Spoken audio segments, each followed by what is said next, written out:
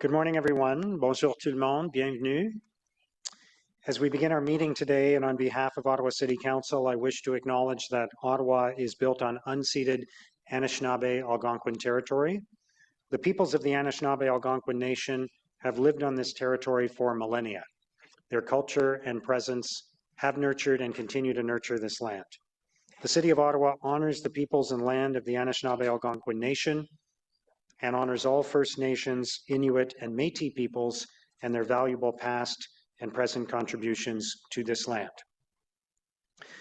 On Sunday and Monday, I participated alongside councillors in several Remembrance Day events throughout the community, so I wanted to take this opportunity on behalf of the people of Ottawa and my council colleagues to thank all our veterans in Ottawa, including two members of City Council, Councillor Luloff and Councillor Hill, for their service to our country. For those who are able, please rise for a moment of personal reflection.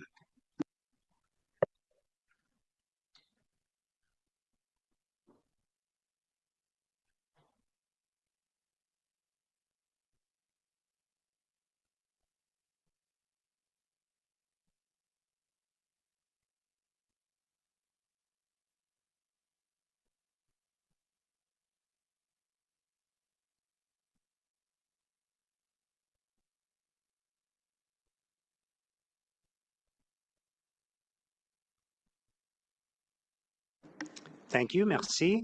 Please remain standing, and I will ask Councillor Kavanagh to introduce the performer of our national anthem this morning. Thank you very much, Mr. Mayor. It's very much my honor and pleasure to introduce to you today Jaleesa Bernardin, a grade 12 student at École Secondaire Publique de La Salle. Jaleesa has shared with me that this is not her first time performing at City Hall. She was here for a grade 3 choir with the same director she's been working with for the last 10 years. I met Jaleesa during Black History Month. It was a celebration at the Seventh-day Adventist Church on Benjamin Avenue, organized by Pastor Greaves, and it was mind-blowing. The music was fantastic, and when I heard Jaleesa perform her song a cappella, it just blew me away. So I'm here to introduce Jaleesa.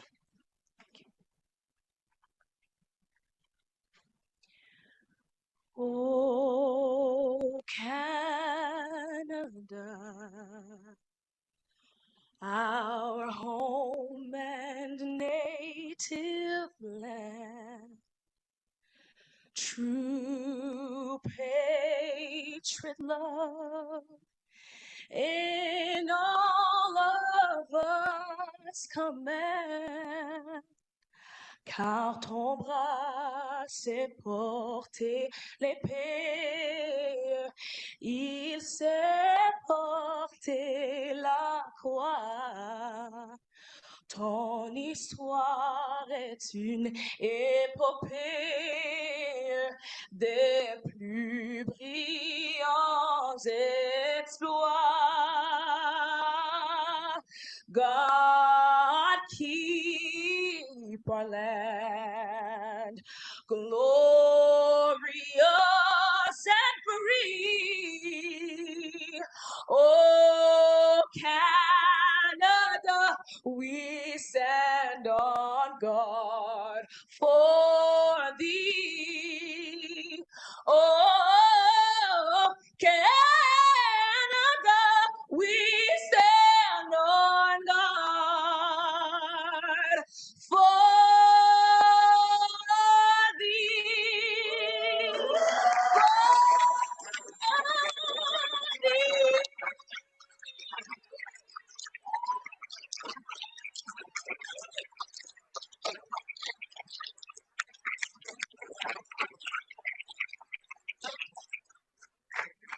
Wow, that was amazing. That was amazing. Thank you so much.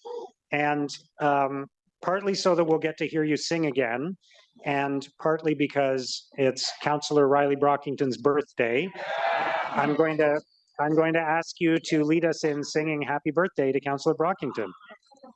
Happy birthday to you. Happy birthday to you. Happy birthday, happy birthday, happy birthday to you.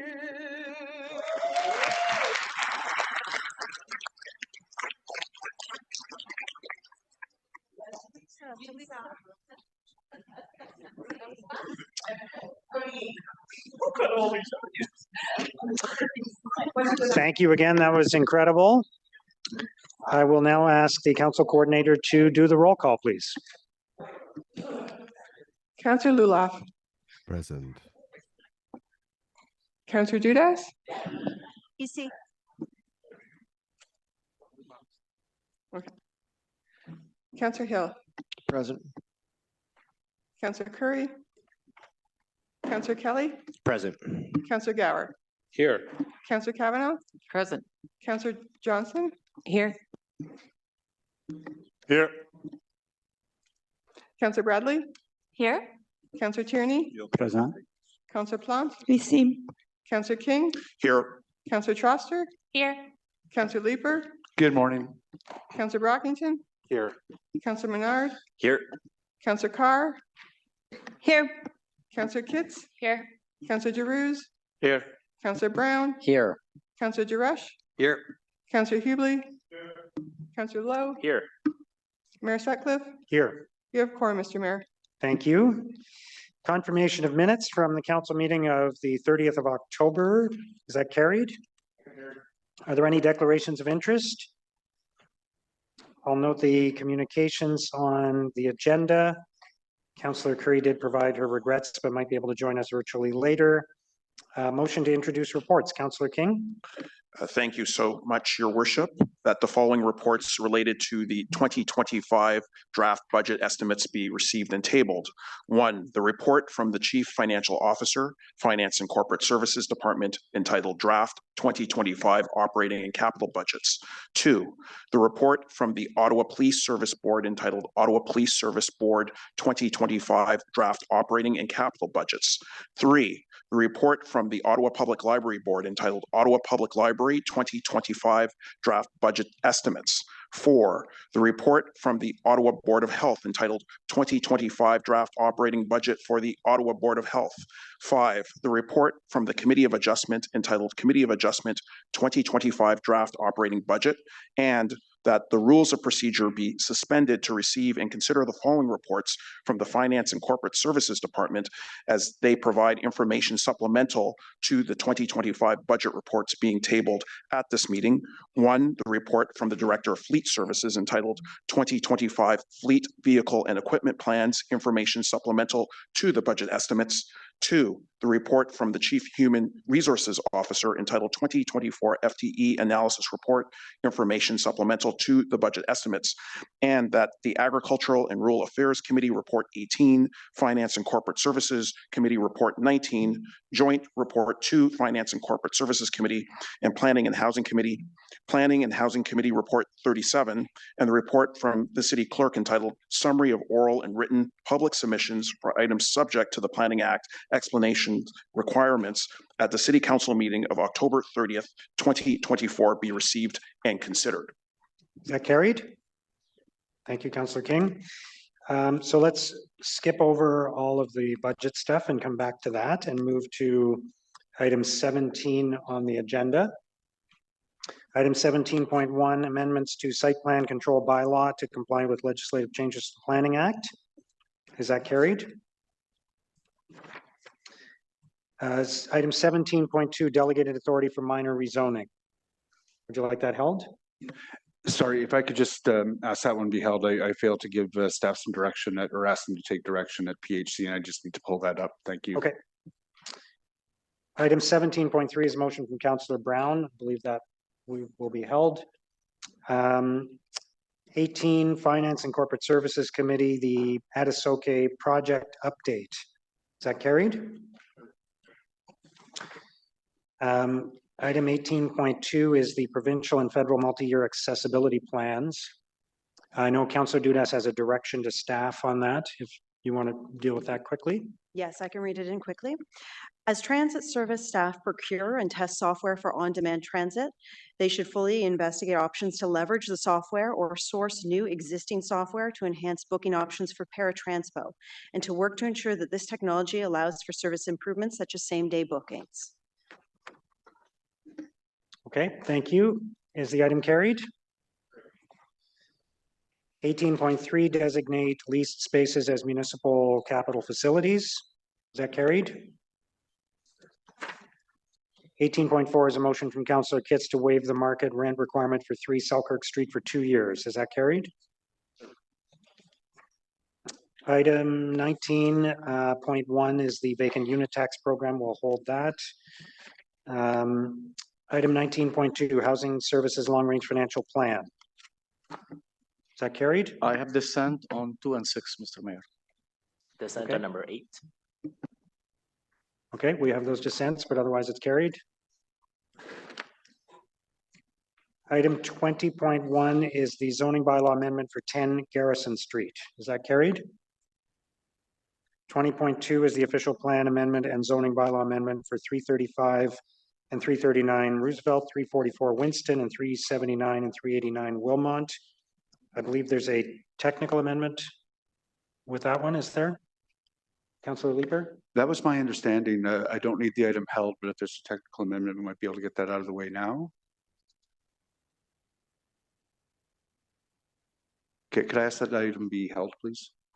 Okay, we'll hold it. 20.3 is the zoning bylaw amendment for 1280 Trim Road. Is that carried? Item 20.4 is Lincolnfield Secondary Plan. There's a motion related to that, so we'll hold that. Item 20.5, zoning bylaw amendment for city-owned lands for housing developments. Is that carried? And the bulk consent agenda, is that carried? Okay. Just Mayor, sorry, just on the bulk consent, I do have a motion on site plan control on the battery energy storage systems. I just want to make sure we've got that held at some point. So ask the clerk of what item that is. So, Mr. Mayor, there is an item on the agenda that has just carried amendments to the site plan control bylaw to comply with legislative changes to the Planning Act.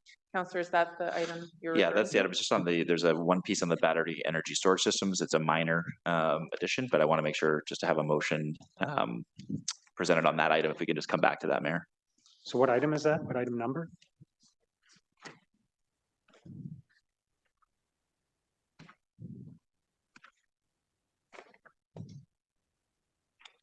So item 17.1 we're holding now? Is everybody okay with that? Thank you. Okay. Okay. So we're going back to the budget now. Councillor Leeper. It would be fairly quick to deal with the technical motion on 335 Roosevelt, which I have, so that's out of the way. Sure. Sure. Yeah. So on three, rather than hold it for later. Okay, just to remind people what item that is. So this is item 20.2, the official plan amendment for 335 and 339 Roosevelt. It is just technical, moved by myself, seconded by Councillor Gower, whereas the report recommends amending the City of Ottawa zoning bylaw to permit 13 and a 14-story high-rise apartment and land for a new public park at 335 and 339 Roosevelt Avenue, 344 Winston, and 379, 389 Wilmot. And whereas the report seeks to replace Schedule 454 in Part 17 of the zoning bylaw, and whereas the proposed height schedule in Document 4 does not expressly define the maximum building heights or maximum number of stories for certain areas, therefore be it resolved the Council amend Planning and Housing Committee Report 37, Item 2, the official plan amendment, by replacing Document 4 with the document titled Attachment 1 and attached to this motion, and therefore be it further resolved that there be no further notice pursuant to Section 3417 of the Planning Act as amended. Okay, so on the technical amendment then, is that carried? And the item as amended, is that carried? Okay. Thank you very much, Mayor. Thank you. So I'll just begin our budget discussion, our budget tabling today with a few brief remarks, and then I'll hand it off to city staff. As members of council, we have a big responsibility. En tant que membres du conseil, nous avons une grande As member of responsabilité. councils, we have a big Our responsibility. residents continue to face rising costs and economic uncertainty. Our city continues to grow rapidly. Our most vulnerable residents continue to struggle.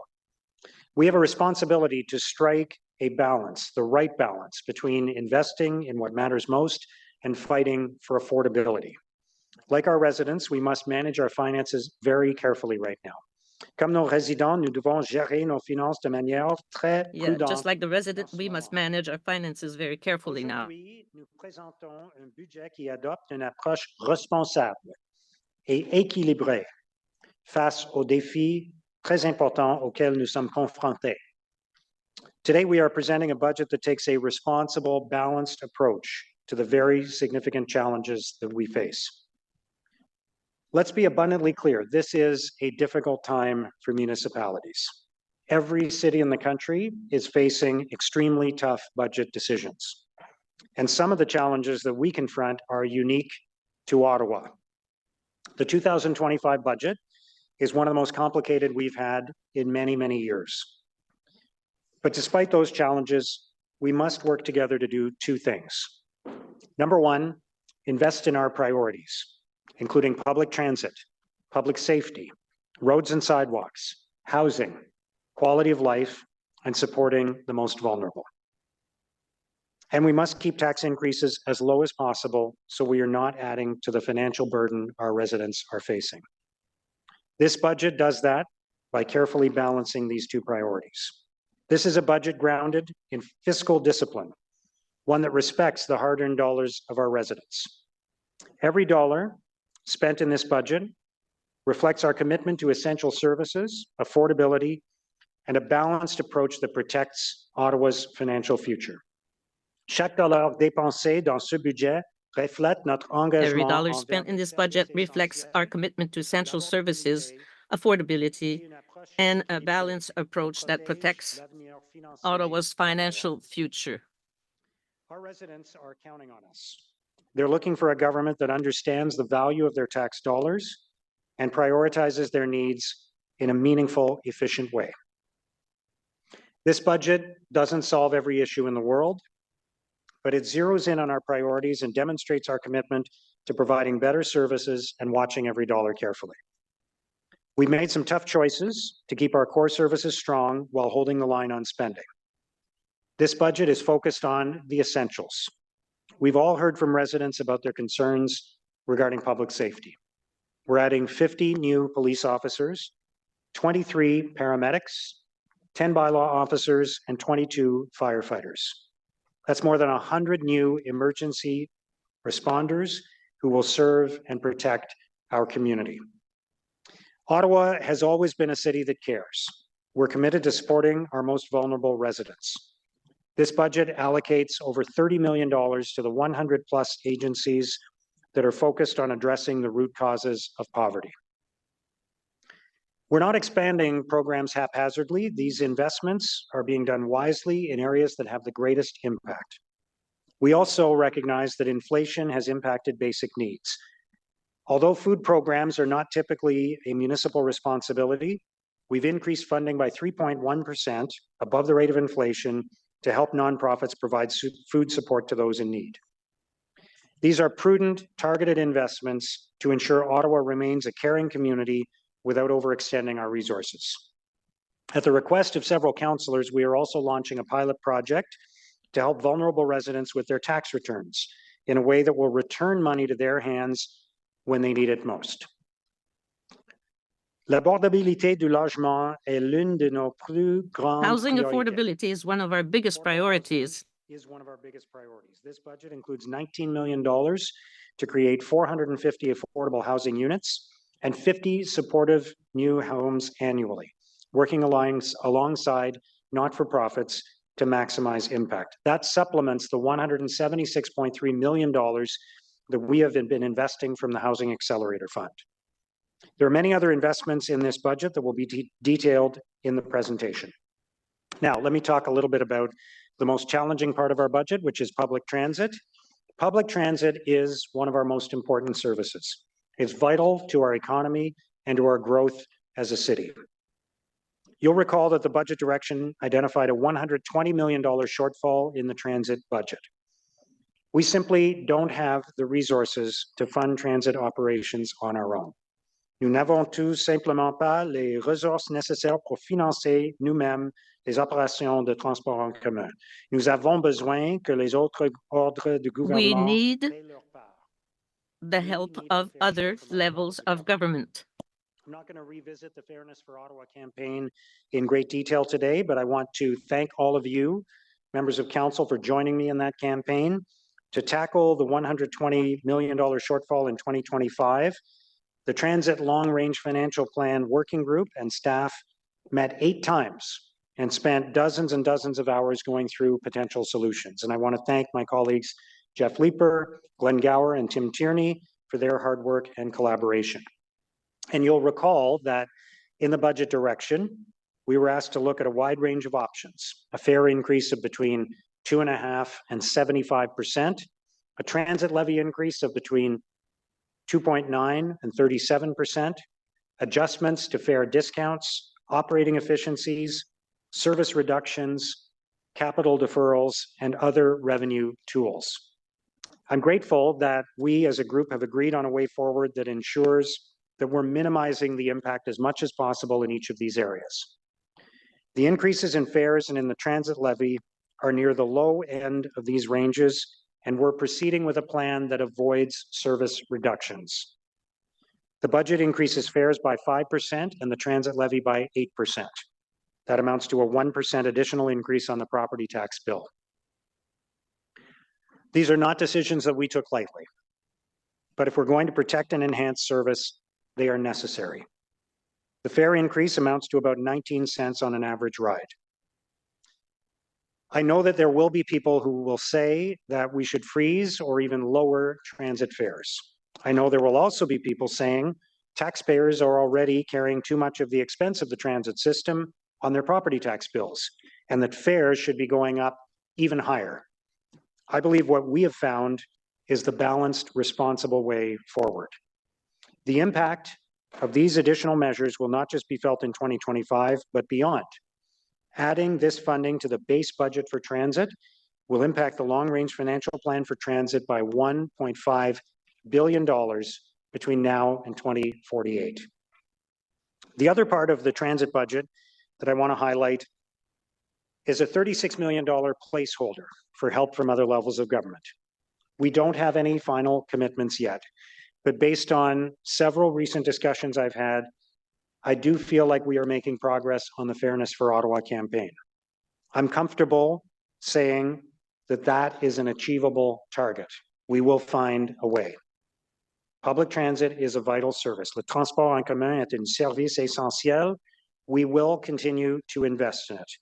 We found immediate solutions to get us through this budget and to do so without service reductions.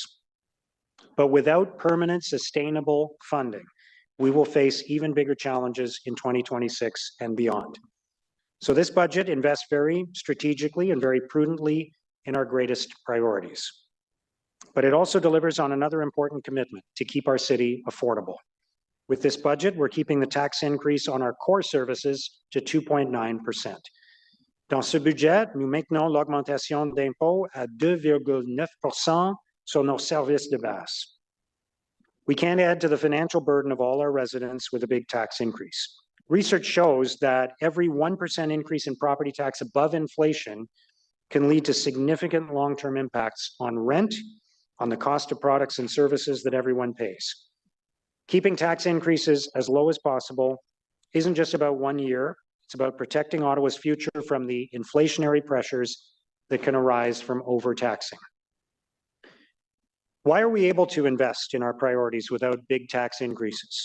In large part, it's because of the solid fiscal foundation the city has built and the hard work done by the service review team and city staff to find savings and efficiencies. We have found an additional $54 million in savings and efficiencies in this budget, bringing the total for this term of council over the last 2 years to $208 million. Nous avons trouvé d'autres économies et gains d'efficacité de 54 millions de dollars dans ce budget, ce qui porte le total pour ce mandat du Conseil à 208 millions de dollars. That's the equivalent of a 10.5% property tax increase. Those savings represent $208 million that we are reinvesting in our priorities without adding to the financial burden of our residents. I want to thank my colleagues Marty Carr and Kathy Curry for their many hours of work during the service review process. I also want to thank city staff who have done extraordinary work to find savings without reducing programs and services. We're going to continue working hard together. And thank you to every member of council for your commitment to finding efficiencies, for your practical approach, and for demonstrating the best of municipal government working together to get things done for our residents. In preparing for this budget, the city manager, finance department, and I sat down with each of you to hear directly about your needs and priorities in your wards and throughout the city. We listened closely to every request, and the finance team worked hard to integrate as many of those priorities as possible.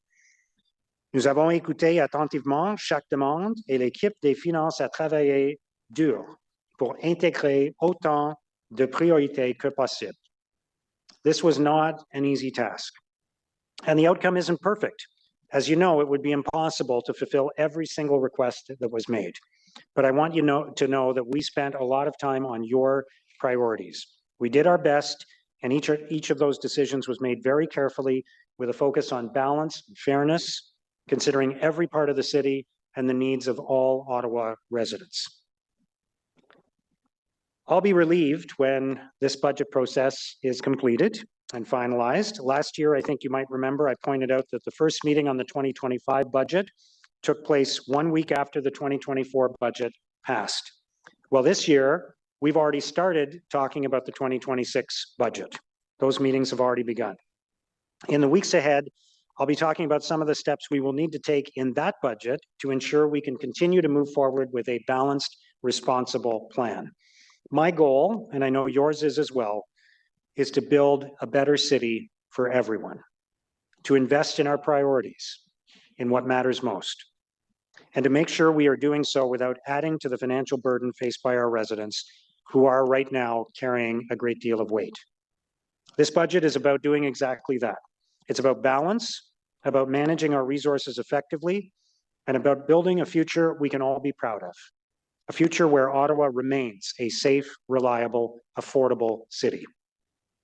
That's no small accomplishment in these challenging times. So I want to take a moment to thank each and every member of council. On Friday, we are going to reach the halfway point of this term of council, the second anniversary of when all of us were in this room and were sworn in and began working together. I see the pressures that all of you are facing in your communities. I know how many emails and phone calls you receive, how many meetings you attend, how many interactions you have in the community. This is a challenging time to be in elected office. So I want to recognize each of you for making the decision to step forward to serve your community. I think we have a lot to be proud of in our first 2 years together. And most of all, I'm proud of the collaboration. This is a particularly divisive and fractious time in politics. But despite some very challenging issues and some occasional disagreements, I think we've achieved a high level of collaboration and respect in this term of council. And I know that will continue through the budget process. Let's continue to be an example of government that works together. Continuons à montrer l'exemple d'un gouvernement solidaire. Let's continue to show solidarity. Financially sustainable, compassionate, and responsible. Let's continue to invest in what matters most and fight for affordability for our residents. Continuons à travailler ensemble pour bâtir une ville financièrement viable, bienveillante et responsable. Continuons à investir dans ce qui compte le plus et à Let's continue agir to invest in what's most important for affordability for our residents. Thank you. Merci beaucoup. And I will now pass it on to our city manager and general manager of finance and corporate services to walk us through the budget presentation. And as I do that, I want to say thank you to Wendy and Cyril for all of their hard work on what has been an extremely challenging budget. Thank you both. I'll turn it over to you. Thank you, Mayor, and thank you for your ongoing guidance and support in building this 2025 draft budget. And good morning, everyone. Bonjour tout le monde. I first want to recognize the efforts of Finance and Corporate Services led by our General Manager, Cyril Rogers, along with the senior leadership team and their staff. They have all done incredible work to develop the 2025 draft budget before you today. And my thanks as well to members of council for your invaluable input and collaboration in this process. Engaging with council was a priority from the get-go. And I'd like to take the opportunity to thank all of you for bringing forward your priorities for your wards and your committees, as well as understanding the very difficult financial situation that the city is in. Your insight and feedback were critical in the development of the budget. And I would say the 2025 budget is one of the most challenging we've had in many years, and this is not a surprise. And some of the challenges we face are unique to Ottawa. The financial landscape we're navigating has been shaped by a combination of increased costs, limited revenue growth, a funding imbalance, and the ongoing demands of maintaining and improving city services in the face of these pressures. Producing this budget has required difficult decisions, careful prioritization, and a deep commitment to the fiscal health of our city. And this budget is all about balance and making targeted investments in council's strategic priorities. And as the mayor said, the 2025 budget process began immediately following the approval of the 2024 budget. We start the budget process every year considering the many cost pressures that we're facing with a goal of advancing council's priorities. And this budget strikes a balance between delivering existing services and investing in our future while remaining affordable. We're facing unique challenges, and one of the toughest and most challenging being our transit budget. Our transit ridership is not yet recovered from the pandemic, and while this is no surprise, it impacts our transit operations significantly.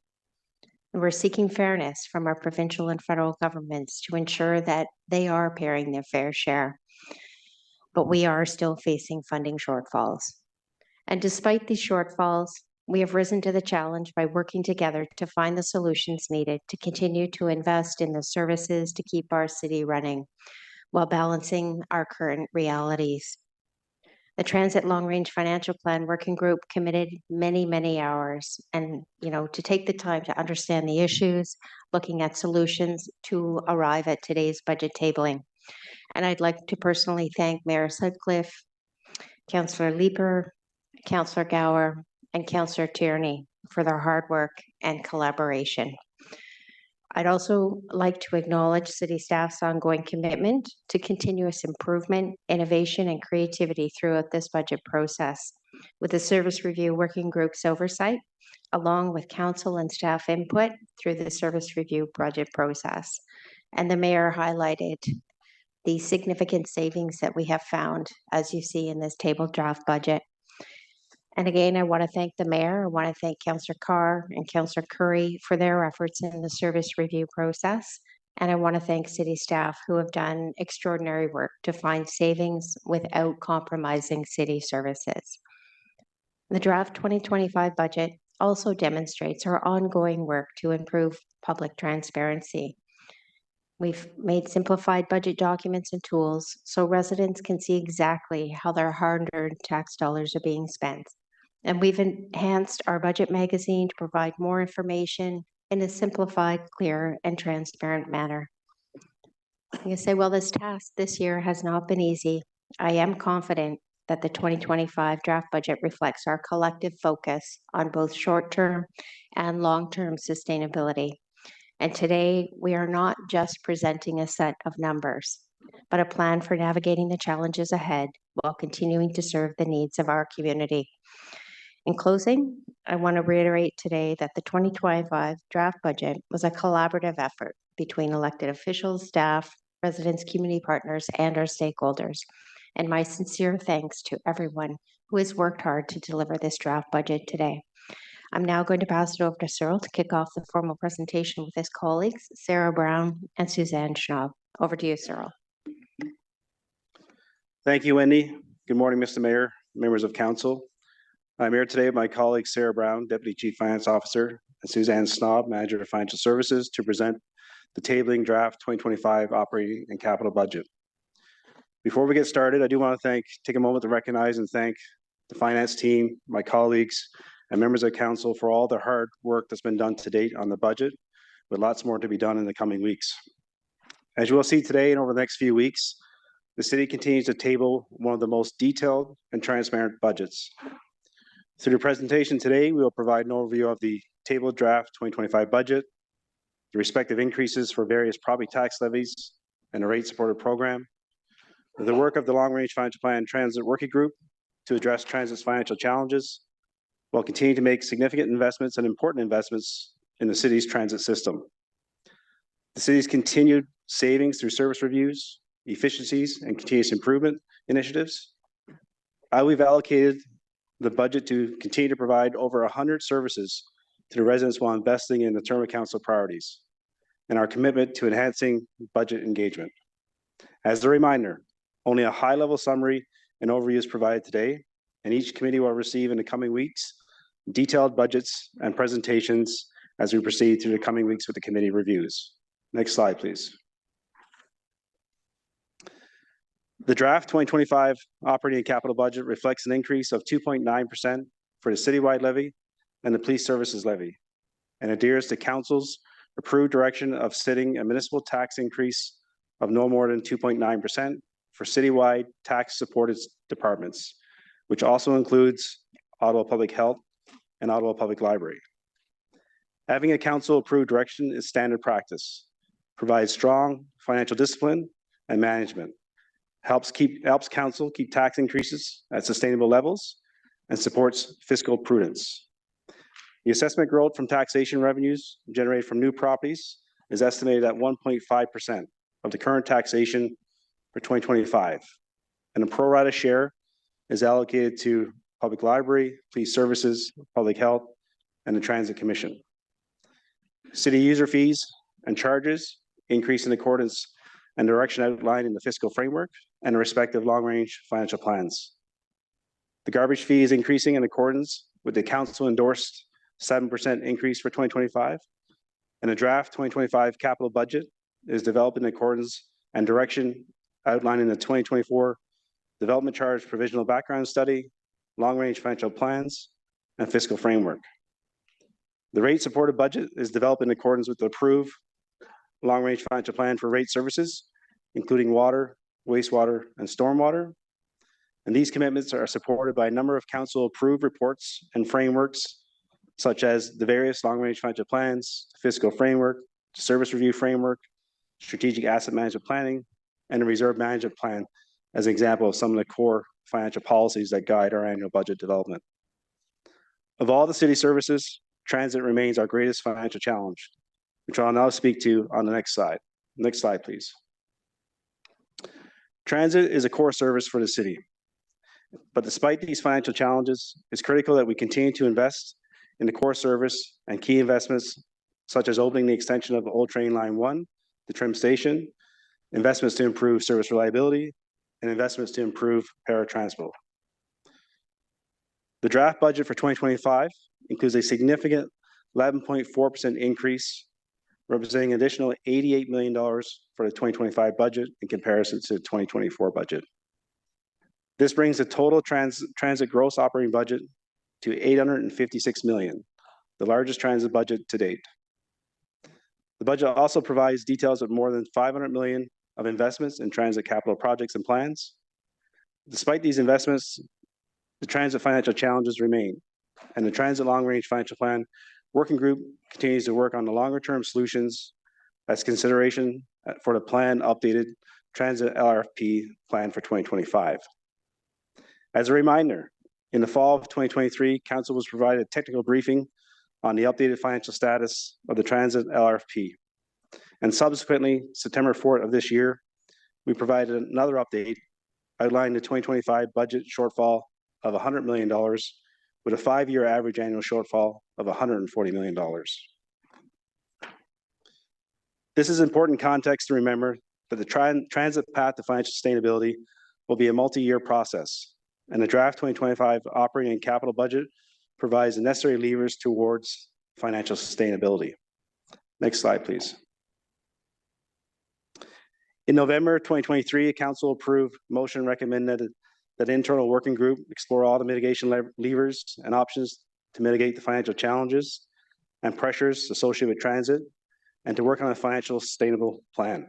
The Mayor, Councillor Leeper, Tierney, Gower, colleagues from Transit, Renee Amicart, Isabel Jasmine from Finance, many other finance members, and the planning team met extensively throughout the months of 2025 to bring forward plans for a draft 2025 budget. In addition, work has already begun in terms of other levers to be put forward when we bring forward the 2025 long-range financial plan for transit. A deep dive was done in multiple levers to get us to where we are today. Key trends were analyzed, various scenario options were assessed, comparatives to other municipalities were compiled, revenue options, efficiency opportunities were explored, in addition to fair discounts and benchmarking reviews across the province and the country. This extensive work and analysis has led to these endorsed levers that can be implemented in the short term to solve the immediate financial pressures as staff continue to advance work on the long-term solution as part of the transit long-range financial plan that will come forward in 2025.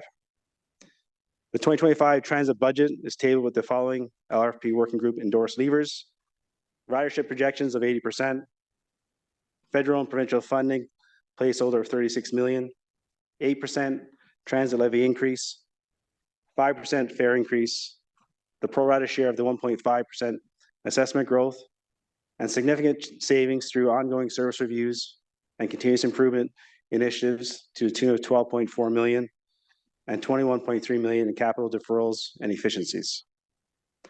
I also want to reiterate from the previous slide, leveraging these endorsed levers allows for the significant 88 million of budget increase for the transit 2025 budget.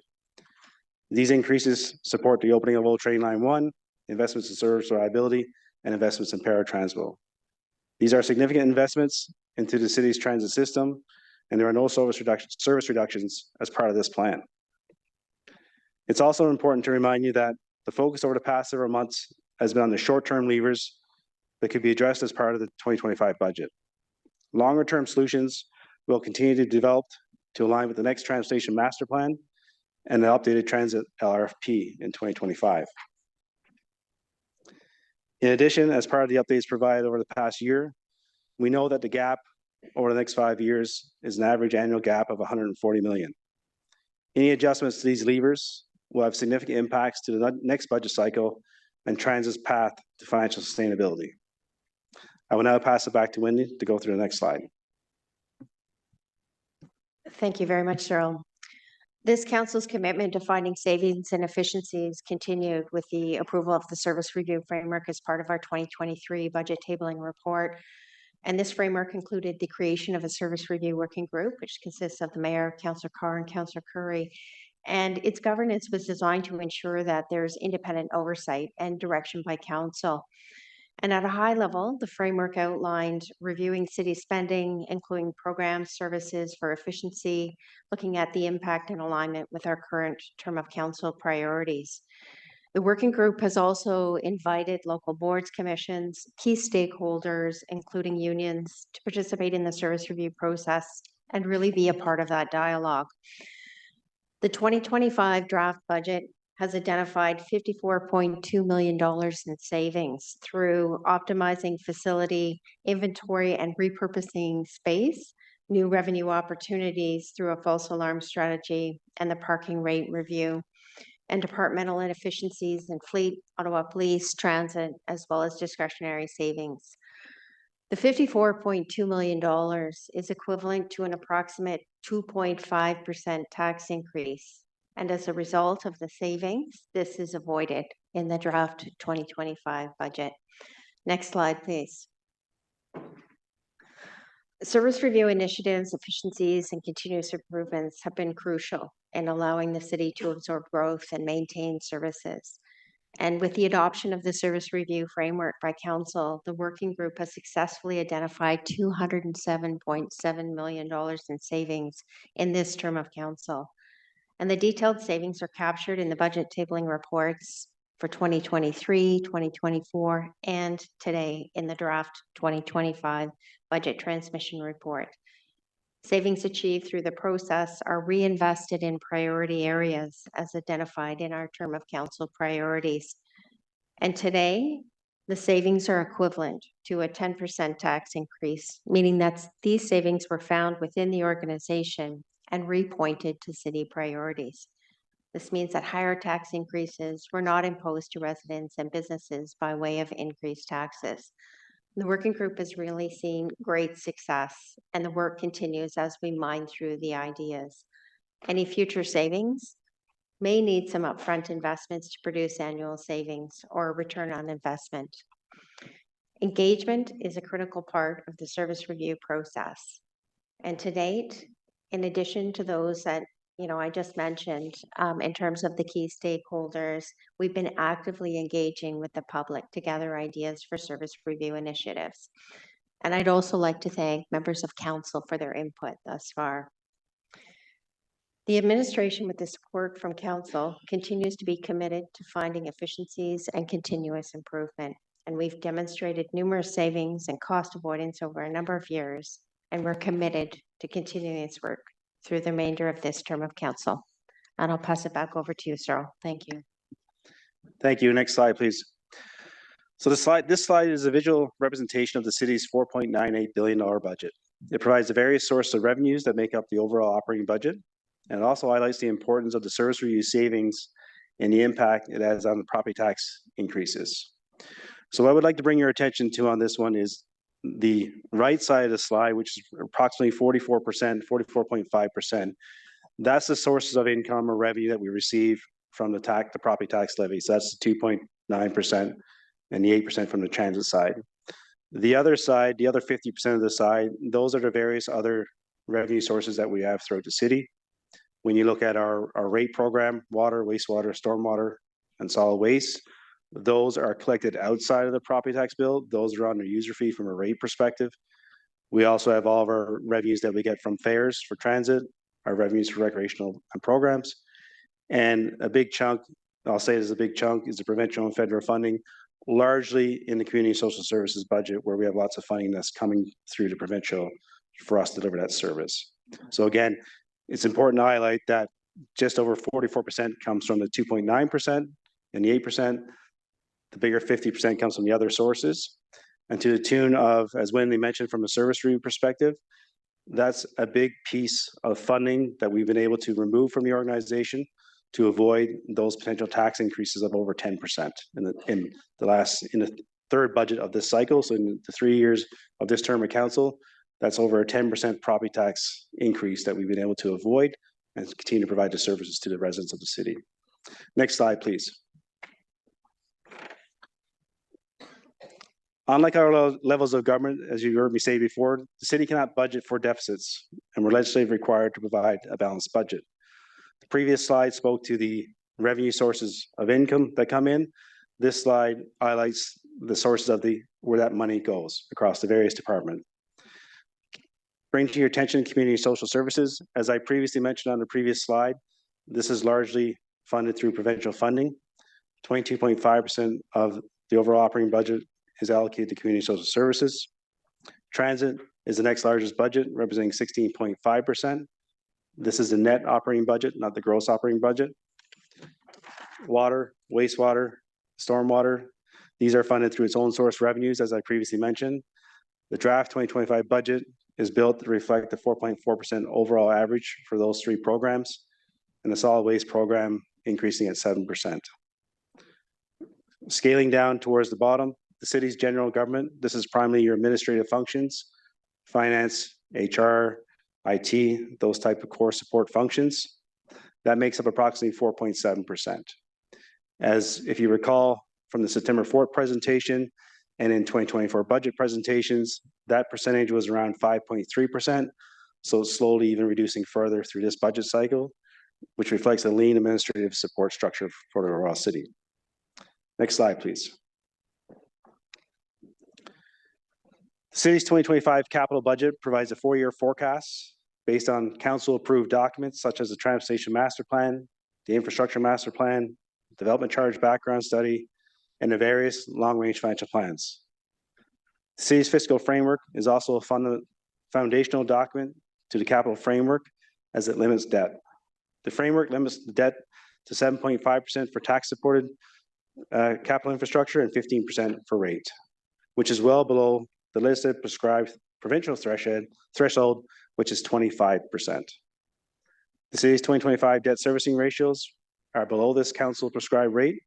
For the tax-supported services, it's at 4%, and for the rate-supported services, it's at 11.7%. So again, the city's continued strong and effective financial management continues to be supported by our robust financial policies, our strong reserve balances, and our credit rating. We have a AAA credit rating and recently reaffirmed our new rating for S&P, or updated rating, maintain a AA+ rating. So a AAA and a AA+ credit rating, reflecting the strong financial prudence and process that we have at the City of Ottawa. Next slide, please. The 2025 capital budget makes key investments in critical services and council priorities across the city, including transit, water infrastructure, roads, public safety. As previously highlighted, the draft 2025 capital budget includes over $500 million in transit capital investments, the largest department in terms of the overall allocation of the $1.7 million capital budget. The overall rate program continues to be one of the largest capital intensive programs, given the nature of the infrastructure required to support this capital intensive program. Next slide, please. The majority of the capital investments continue to be focused on maintaining our existing core infrastructure, with $1.2 billion being allocated towards renewal projects and programs. As a reminder, in the 2018-2017 long-range financial plans, the target was to close the tax-supported infrastructure gap by 2026. We are still on track in closing that gap, and we will close that gap in the next budget cycle. And for the rate-supported program, we've addressed that gap in 2022 timeframe. Overall, there's $383 million allocated to growth and another $105 million allocated to service enhancements in the road safety program, transit, climate change, and solid waste departments. Next slide, please. As I've stated many times, the city's budget is one of the most detailed budgets in the sector. We continue to provide detailed departmental service area operating budgets right down to the program level for expenditures and funding sources. We also include previous year actuals for trend and comparisons, and have introduced a number of new budget products this term of council to provide further details of the budget allocations across 100+ services that the city provides. On the capital side, we provide project and program level details for over 500 different investments, list the capital investment summaries by committee, and provide a 4-year forecast by project, and provide regular updates on over 1,700 capital projects and programs that are ongoing across the city. Next slide, please. Budget enhancements. We've implemented several budget enhancements last year with the goal of continuing to increase this engagement and budget literacy and education, while also simplifying the overall budget documents. This year, we focused on improving those enhancements based on the feedback from the public and council. The budget magazine simplifies the complexities of the municipal budget, ties the budget to the overall city vision and operations, and shows how the city is investing in key services and priorities of residents and councillors. The Budget Explorer remains an interactive online tool for the budget that displays key data and numbers and priorities for residents and councillors. Many of the city's communication products for the budget will point to these tools. We continue to gather feedback from the public and councillors on how to improve the process and engage with the budget process. In the budget magazine, you will see a number of new performance indicators, introduction of some macroeconomic analysis and impacts to the overall city budget, along with many other details that we've been able to enhance through this budget cycle. Next slide, please. Budget 2025 continues to invest in the term of council priorities. With our budget documents as detailed as they are, we sometimes hear it as difficult to reconcile investments into the term of council priorities. The investments are detailed in the budget documents, and we've highlighted several throughout the budget magazine. That's a key component of simplifying the budget and increasing transparency and engagement. My colleagues Sarah and Suzanne will now bring you through a high-level summary of a few of these investments as part of the high-level summary overview of the draft 2025 budget.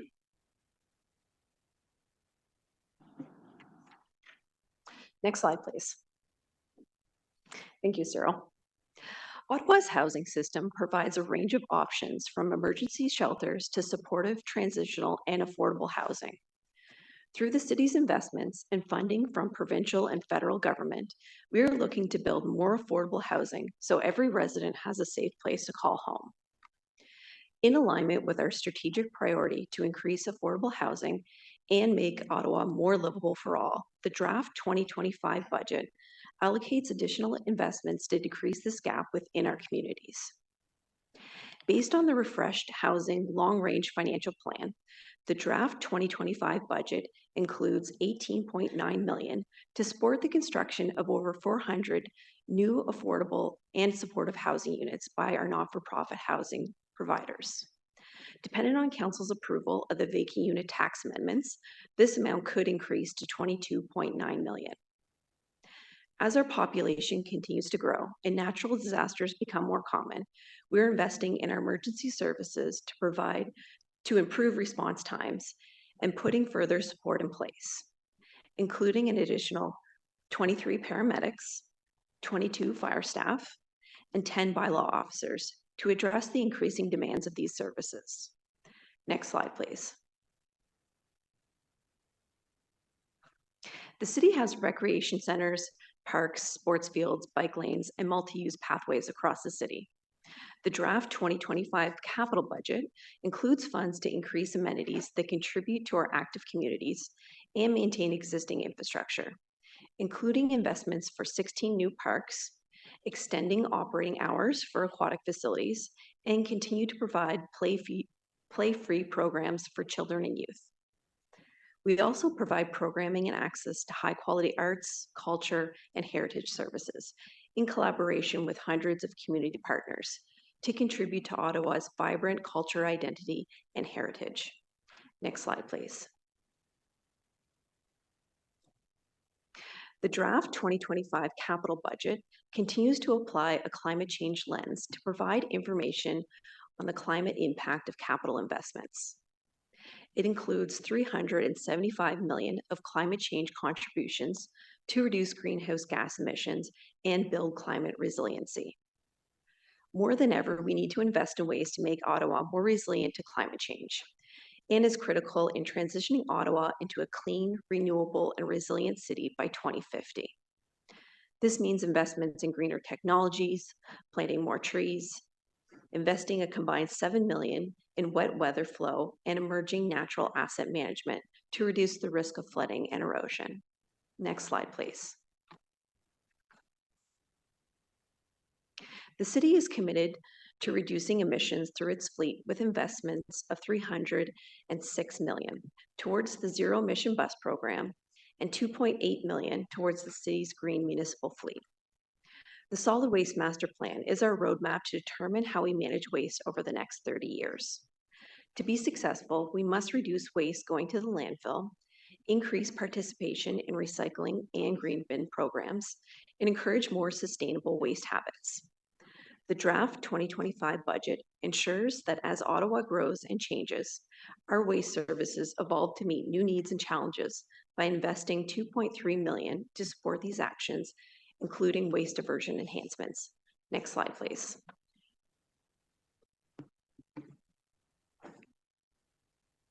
The draft 2025 budget prioritizes what we will have the greatest impacts on our community's safety as people move through any of the 24 wards by any mode, whether it be walking, cycling, driving, or commuting on public transit. Le budget provisoire de 2025 accorde la priorité. The temporary budget will looking at what will have an impact on the safety of our community as people are using a different mode of transportation within the 25 wards. They can go by foot, on bike, by transit, or car. Services will be making investments in street lighting, traffic control devices, and various traffic calming measures to protect us at intersections and prevent collisions. Transportation Planning Services is preparing for the city's continued growth through the widening and realignment of Greenbank Road, the widening of Carp Road, and the detailed design of the Mel Bleu widening and the Renault Road realignment along the Bryan-Coburn extension in the east. Next slide, please. In addition to safety and growth, the draft budget continues to make continued investments in roads, sidewalks, rural ditching, renewal, and preservation.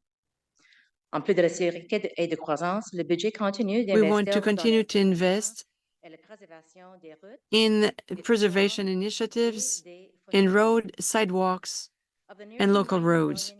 Budgeted in the Infrastructure and Water Services Department on roads, 13.5 million is dedicated to local roads.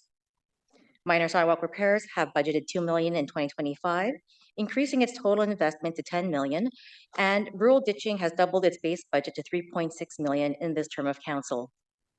Transit Services is preparing for the opening of Line 1, the Line 1 East extension, plus making investments in fleet maintenance and bus replacements. These investments seen on this slide demonstrates the city's commitment to ensure residents can dependably rely on getting where they need to go. The investment that you can see right now on the screen are what Ottawa proposed as such to support service reliability. The city's success will be continuing to invest widely in supporting the economy to thrive and by having access to a variety of entertainment, attracting tourism, and keeping local businesses successful. Ottawa's success will need investment to make sure that it can flourish and provide access to activity and tourist activities. As seen on the slide, the draft 2025 budget provides funding to revitalize downtown for the By Town by Ward Market 200th anniversary, balanced with public safety and alternative mental health supports in the core. Next slide. Over the next month, leading up to the 2025 budget approval in December, the various committees will have an opportunity to discuss their respective budgets. The city's budget is broken down into a series of budgets organized by each of these standing committees, and each committee is forwarded to, their draft budget for review. Le budget préliminaire de la ville est déposé au Conseil. Preliminary budget will be tabled in front of on the council. We will have a series of meetings. Every committee is responsible to look into their preliminary budget. Have reviewed and made recommendations regarding their draft budgets. Council reviews all budget recommendations at the same time. After council has reviewed and voted on all committee budget recommendations, the city's final budget is adopted. Next slide, please. I'll pass back to Cyril. Thank you, Suzanne and Sarah.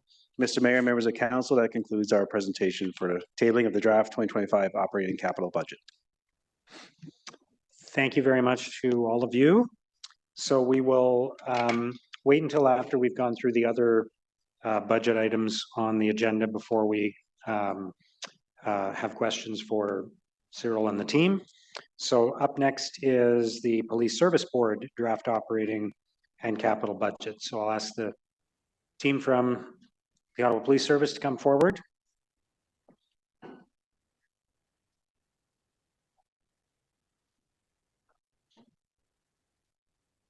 I want to welcome the Chair of the Ottawa Police Services Board, Salim Fakarani, Chief Stubbs, good morning, Deputy Chief Bell, good morning. Thank you all for being here today. Go ahead whenever you're ready.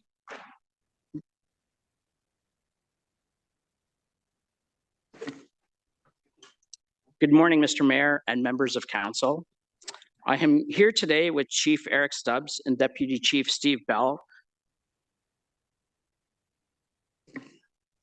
To present the draft 2025 Ottawa Police Service budget. The budget developed by the service follows the Ottawa Police Service Board's direction of 2.9% tax increase and 1.5% increase in assessment growth. This budget takes into account the needs of the City of Ottawa in terms of public safety. This is evolving, and we have to take into account the financial reality of residents. Under the Community and Safety Policing Act, which came into effect on April 1st, 2024, the Ottawa Police Service Board is the legislated body ensuring that adequate and effective policing is provided to the residents of Ottawa. We aim to deliver a service that is both community-centric and financially responsible. In order to have a budget that respects the need of the community, the Commission proceeded with consultations. We received comments from different sources, including surveys and delegation in front of the Commission. And we also had direct discussion with elected members and groups. The community's priorities, such as increased police visibility and responsiveness, and sensitivity to the unique context of our urban, suburban, and rural areas. I would like to acknowledge Chief Stubbs, Deputy Chief Bell, and their team for producing a fiscally responsible draft budget. They have identified efficiencies and generated new revenue streams to minimize the financial impact on taxpayers while maximizing operational effectiveness. This budget enables the implementation of critical initiatives under the board's 2024-27 strategic plan, which was shaped by consultations with traditionally marginalized groups, including the 2 SLGBTQIA+, faith-based communities, as well as members of Black and other racialized groups. The strategic plan is built around 4 pillars: equity, diversity, and inclusion, including strengthening our commitment to human rights, enhance community safety, and build trust through strong partnerships, and lastly, advance and support a resilient, thriving membership. One of the key aspects of this budget is the introduction of 50 new positions in line with the staff stabilization strategy. These roles will help address staffing gaps in key units such as traffic enforcement, intimate partner violence, sexual assault and child abuse, and fraud. These are areas that have a profound impact on community trust and safety, and we are committed to ensuring that they are adequately staffed. This budget also supports the deployment of the district policing model, which is designed to tailor policing services to the unique needs of Ottawa's diverse urban, suburban, and rural communities. We remain committed to listening to community feedback.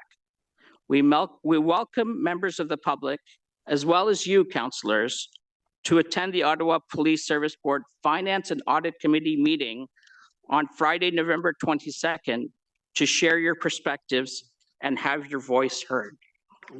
Thank you for your attention. I will now invite Chief Stubbs to begin his presentation. Thank you, Chair Fakarani. Bonjour, good morning, Mayor and City Councillors.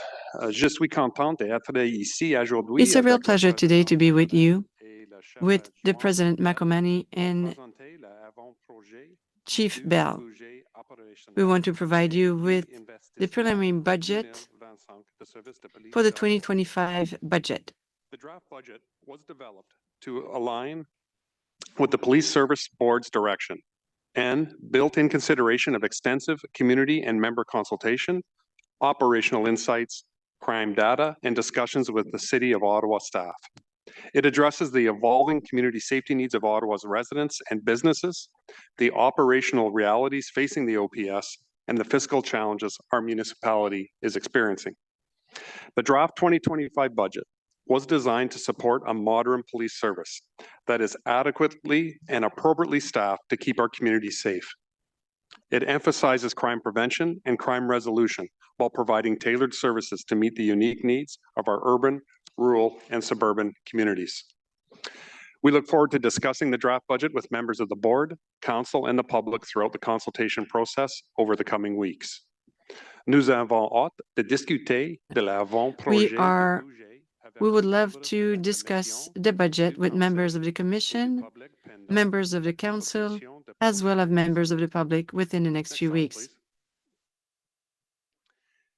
Before we talk financials, I want to draw attention to some operational data that we have referenced when building our budget and when prioritizing our activities in 2025. Notre population continue d'augmenter. Our population keeps on growing and is more diversified. And this is throughout Ottawa. Growing and changing population, in addition to some other factors, has resulted in our workload increasing. In 2023, the Ottawa Police Service received approximately 400,000 calls, marking a 10% increase from 2022. 191,550 of these required police presence, an increase of 6% since 2022. Time spent on calls has also been increasing. In 2023, officers spent over 369,000 hours on calls.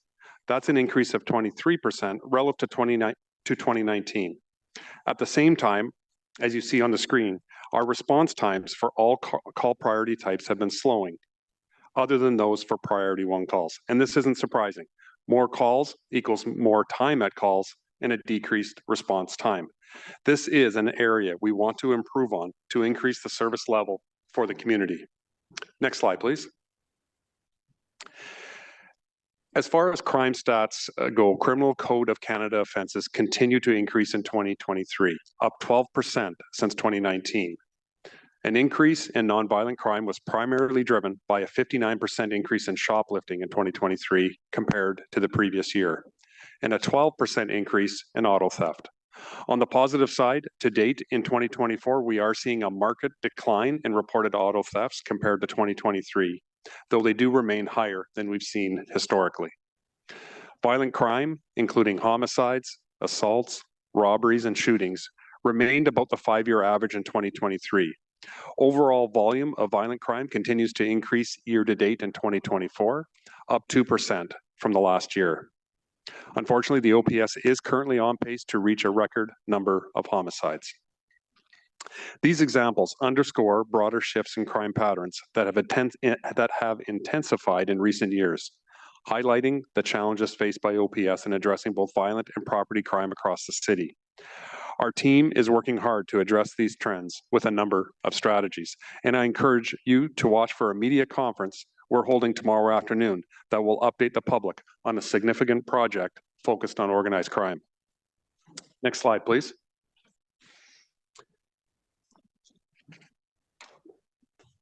While some of the numbers shared are concerning, we feel that the 2025 OPS draft budget will help the service manage this increase and change in workload, while positioning us to address community concerns as well.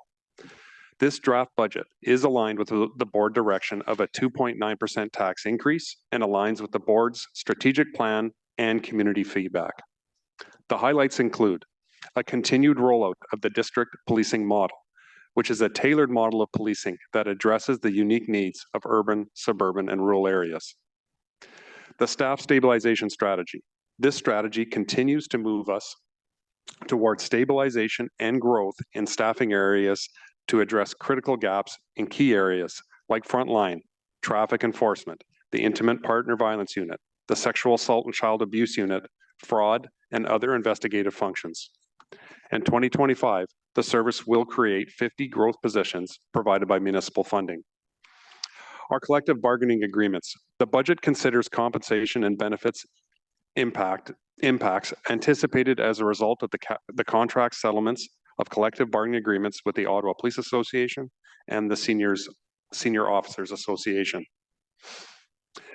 As of April 1st, the Community Safety and Policing Act came into effect for all police agencies. The budget provides the funding needed to absorb the known costs of achieving compliance with the CSPA. And lastly, the facilities strategic plan. We will continue to deliver on commitments made through the advancement of the South Facility Project. In addition to these initiatives, the OPS has worked with our partners in the federal and provincial governments to secure additional funding for new and fully funded services that contribute to community safety. These new services include the Parliamentary Precinct. This initiative involves the development of a parliamentary precinct to address federal-related policing needs and alleviate some pressure on our suburban and rural policing by preventing redeployment of resources assigned to those areas. The Alternative Mental Health Support Initiative that has launched the Anchor program. Full funding has been received for this initiative, and it includes comprehensive support for our mental health partners who aim to redirect certain mental health calls in the Centertown area to these service partners. Our alternative staffing special constable initiative. We will be developing new special constable positions in areas like fraud, cybercrime, our ident area, and hospitals, which will support sworn officers and allow them to focus more on core policing functions. Our community outreach response and engagement strategy, known as CORE. This is a comprehensive plan addressing safety concerns primarily in the Ottawa Byward Market and Rideau Street corridor. We've already received a lot of positive feedback from this strategy, and it is still in its early phases. A new mounted unit that will assist in major events and demonstrations, along with an increased presence in key downtown areas, as well as assisting with some missing persons incidents. A dedicated Byward Market Patrol, which is a fully funded team to increase police presence and security around the Byward Market. And finally, you may recall that in the summer, we announced with the province and in partnership with the OPP that we have secured a new helicopter for the OPS. We will update the board and the public on this project in the months ahead. We do have a lot of change management underway and a lot of key projects and initiatives. We look forward to moving these items forward and feel that the 2025 budget, as it is drafted, will allow us to do so. We believe that this initiative will move forward, and we believe that the preliminary budget will satisfy all of the engagement. I will now turn it over to Deputy Chief Bell to discuss the financials. Steve. Thank you, Chief, and good morning, everyone. If I could get the next slide, please. The 2025 budget proposal aligns to the board's direction to prepare the 2025 draft operating and capital budget based on the 2.9% tax levy and the prorated share of the 1.5% assessment growth. These directions result in a $16.3 million increase to the 2025 OPS budget when the pro rata share of the payment in lieu of taxes is factored in, bringing the total net operating budget to $388.7 million. The $16.3 million is funded by $5.2 million assessment growth, $10.1 million tax levy increase, and a $1 million payment in lieu of taxes. This increase results in an estimated $20 increase in the average urban household, bringing the total 2025 police tax cost to $1,717 per year. This table highlights the breakdown of the $16.3 million increase to the 2025 budget and is categorized in accordance with the City of Ottawa budget reporting requirements. We've allocated $20.1 million for investment needed to maintain services and to ensure continued delivery of adequate and effective policing services. The largest cost driver in this category is a placeholder for collective bargaining changes. It also includes the hiring of members who are off on extended leave of absences as per our staffing stabilization plan. The maintained services category exceeds the OPS's budget increase for 2025 by $3.8 million, which means the OPS needs to find efficiencies and/or additional revenue sources to meet its collective bargaining and other inflationary pressures. $8.1 million is allocated to the 50-member growth as part of the staff stabilization plan and to keep pace with the growing population of the City of Ottawa. The breakdown of growth positions for 2025 includes 28 civilian positions, 10 of which are special constables, and 22 sworn positions. The OPS continues to be committed to seeking ways to reduce operating costs while achieving its core objectives and delivering on the board's strategic plan. To achieve that balance, the 2025 budget includes $9 million of efficiencies. The majority of this will be achieved by a $7 million reduction to the pay-as-you-go contributions to our capital reserve. This reduction is affordable in the short term due to the refinancing strategies and the city's willingness to forgo the $6 million payment for the land for our South Division. Lastly, the user fee increase aligns to the board user fee policy and ensures that user fees grow at the same pace as the costs associated to them. Within that $1.9 million amount includes $1 million in revenue for the OPS related to automated speed enforcement camera revenue from the city. Next slide, please. The table on the left highlights the breakdown of the 2025 gross operating budget.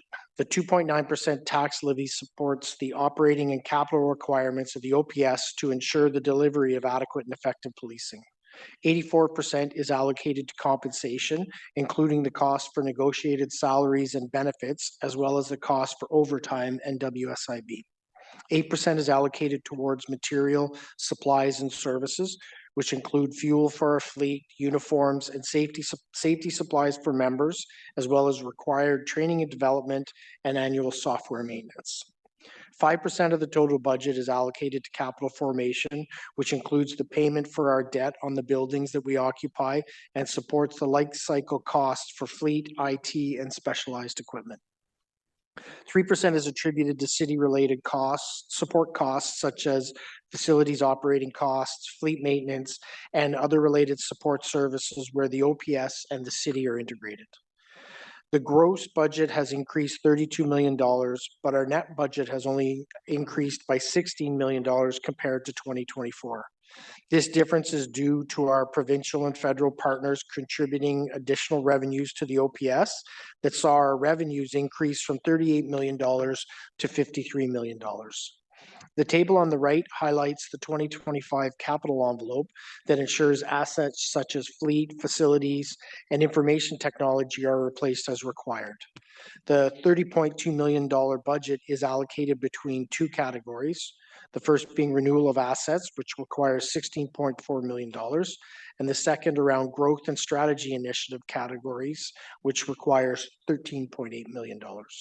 And with that, I'll turn it back to the chief to close. Thank you, Steve. Along with Chair Fakarani, we are pleased to table our draft 2025 budget. And I just want to take a moment to thank our team at OPS in the financial unit. They've been fantastic, as well as in Stratcoms and John Steinbach's. I also want to thank staff at City Hall for their assistance and guidance and contributions for this budget. Merci. Thank you very much, Mayor. Thank you very much, Chief Stubbs, Chair Fakarani, Deputy Chief Bell. So we can take questions at a high level on the presentation or on the process, if anybody has any questions at this time. Councillor Hill. Thank you very much for the presentation. To confirm, your indications here are that you have adequate funding in this budget to provide efficient policing services to our residents. Thank you, Councillor Hill. The budget that we've presented really focus on the priorities that we believe we need to deliver for this community. It's a very good service level delivery budget. And those areas that I described are key initiatives along with the provincial and federal funding that we've had. We believe we can deliver a very good service level budget for this community. We certainly have some risks going forward, but for 2025, we certainly have what we believe we can build on and improve our service level for the community. Thank you, Mr. Mayor. Thank you, Councillor Hill. Councillor Brockington. Thank you, Mayor. Just one request. First of all, thank you for the detailed report and overview. It's very helpful. Later today, I'm expecting to receive a binder from the city, which will give all the details of the budgets. They've also historically provided a one-pager on investments in my ward, which is very helpful to communicate with my residents. I have historically provided detailed feedback to the Ottawa Police Service about needs in my community, have spoken at your audit committee and the board, but haven't received feedback in return from the OPS about how my residents' needs are articulated or are reflected in the budget. Have you considered that type of breakdown or detail for the wards given the feedback that's provided to you? Thank you, Councillor Brockington. Certainly, if that's something that is needed, we can provide. And if I understand your question correctly, the specific investments that we're making in your ward specifically, is that correct, sir? Yeah, what I'm most looking for, Mayor, through you, is if I year after year say I need A, B, and C, right, I'd like to see how that's reflected in the budget. Okay. Well, certainly as part of the consultation process, myself and or Deputy Chief Bell and perhaps at times the chair as well or a member of the board will meet and have offered meetings with every single councillor. And certainly at that time as before we come meet with you, councillor, that we'll want to make sure that we bring the information that you need to have a fulsome discussion. So perhaps that conversation can occur ahead of time, so we're ready with that information for you. Thank you, Chief. I appreciate that. I do believe I have a meeting with Deputy Chief in a couple of days, so thank you. Right, thank you. Thanks, Councillor Brockington. Councillor Hubley. Thank you very much, Mr. Mayor, and thank you, Chief and Deputy Chief, for your service. I really appreciate what you do for our community, and you've always been very open to discussion of community issues, and you're building. I'm a big fan of the district policing model that you're talking about. I wish you could move faster on it, but I know you're trying.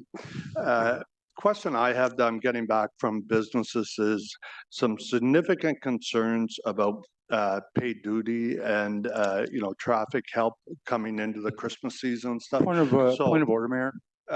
I'm not looking for an answer. What I'm saying to him is I want to have, if I was allowed to finish, because I don't think that's quite a point of order, is I would like more detail about that when we go through this budget process. So I'm just giving you a heads up to that if possible. The other one I'm going to look for some info on is in this draft, you say you're getting a 1 million, I believe, for payment in lieu of taxes. I'd like to see something over the next month to tell me that that's enough to cover your costs for all the protests and related federal work that you're doing. So that's it, Mr. Mayor. That's my 2 points. Okay, thank you. Thank you, Councillor. Thank you. Conseiller Plante. Oui, merci beaucoup et merci pour votre Thank you so français much. Thank you for your presentation in French. Much appreciated. Thank you because I know you've responded to coming to our breakfast that we're doing in Sandy Hill to thank our first responders around the Christmas holidays. So thank you for responding that you'll be there. We appreciate it. And second of all, I've been getting a lot of questions about social disorder around some of our shelters versus the ones that are housing our newcomers. So I just want to let you know I'll be reaching out for you to get those comparisons because I think they'll be helpful for some of the discussions we're having at the city going forward. Thank you. Okay, thank you. So is the police budget received and tabled? Received. Thank you, everyone. Thanks again. Appreciate it. Next up is the Ottawa Public Library.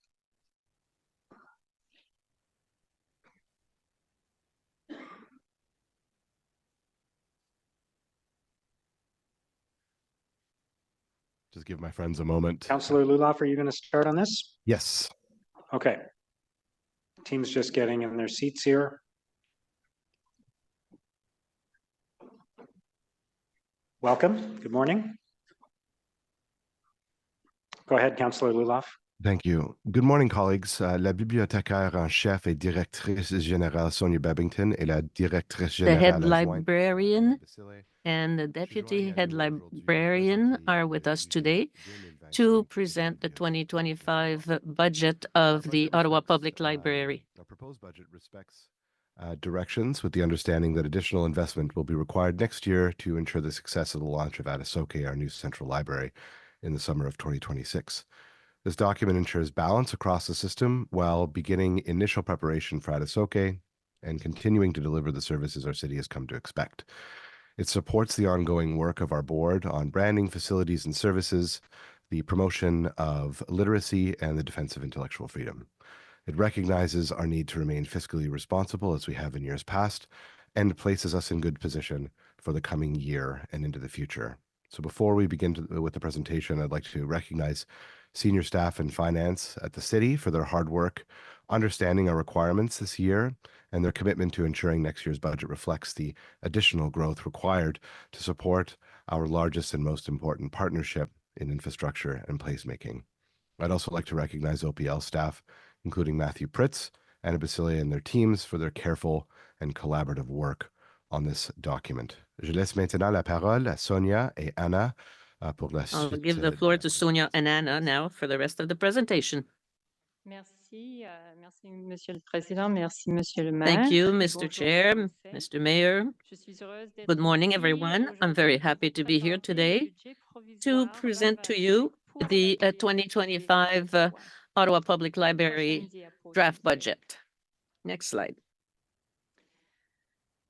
2023 through 2028 are years which represent multiple strategic directions and priorities, some of those occurring over multiple years. As we look to 2025, the single largest investment is for the provision of operational requirements for the central branch at Adasoke, set to open in summer of 2026. As we enter these final months of planning, attention is focused on operationalization of both the library service elements as well as support services such as facilities maintenance. In living out the commitment not to build central at the expense of other investment in library services and to ensure reasonable balance among priorities, 2025 will see continued movement on the library experience, funding to grow services in the Barrhaven community as per board direction provided in 2022, funding to improve library hours for rural communities, implementation of a brand strategy, and advancing the use of a community development approach in priority neighborhoods. We'll now turn our attention to the directions for developing the 2025 budget. Next slide, please. In September, Ottawa City Council directed the Ottawa Public Library Board to present a budget for 2025 based on a prorated share of 2.9% tax increase, along with any shares of assessment growth estimated at 1.5%.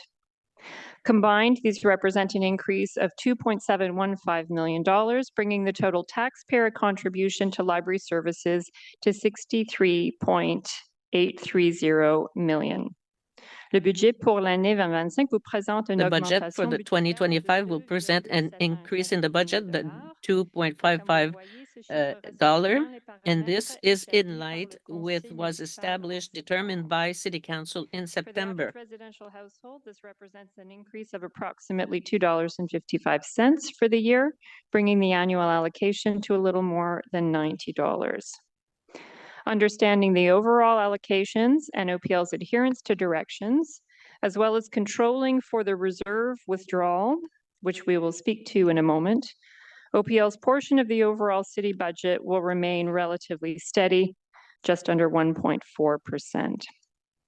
If approved, OPL's total budget envelope, once we factor in additional monies, including contributions and projected revenues, would be $64.895 million. That does not include the $2 million withdrawal from reserves, which I'll speak to shortly, nor funding from the city, which doesn't flow through the OPL budget. Next slide, please. Over the past 15 years, more than $10 million in efficiencies have been identified and reinvested into the system. You'll find details of those in the board report for reference. In early 2024, we undertook a service review of operations to identify internal efficiencies, and over the course of the year have been able to identify approximately $500,000 in operating funds that can be reinvested into services in new ways. This includes library services to rural communities, priority neighborhoods, and public engagement. And for context, $500,000 in operating allocations represents 0.77 of the overall budget. In addition, we have more than $1.1 million in capital reallocations. Finally, and not listed on this slide, the report highlights facilities-related efficiencies found by our city partners in recreation, culture, and facility services, which will be redirected in 2025 to address facility and utility pressures for the central branch as we approach substantial completion and project handover at the turn of the year 25 to 26. Next slide, please.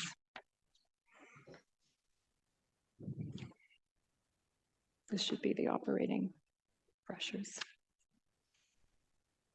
There we go. Thank you.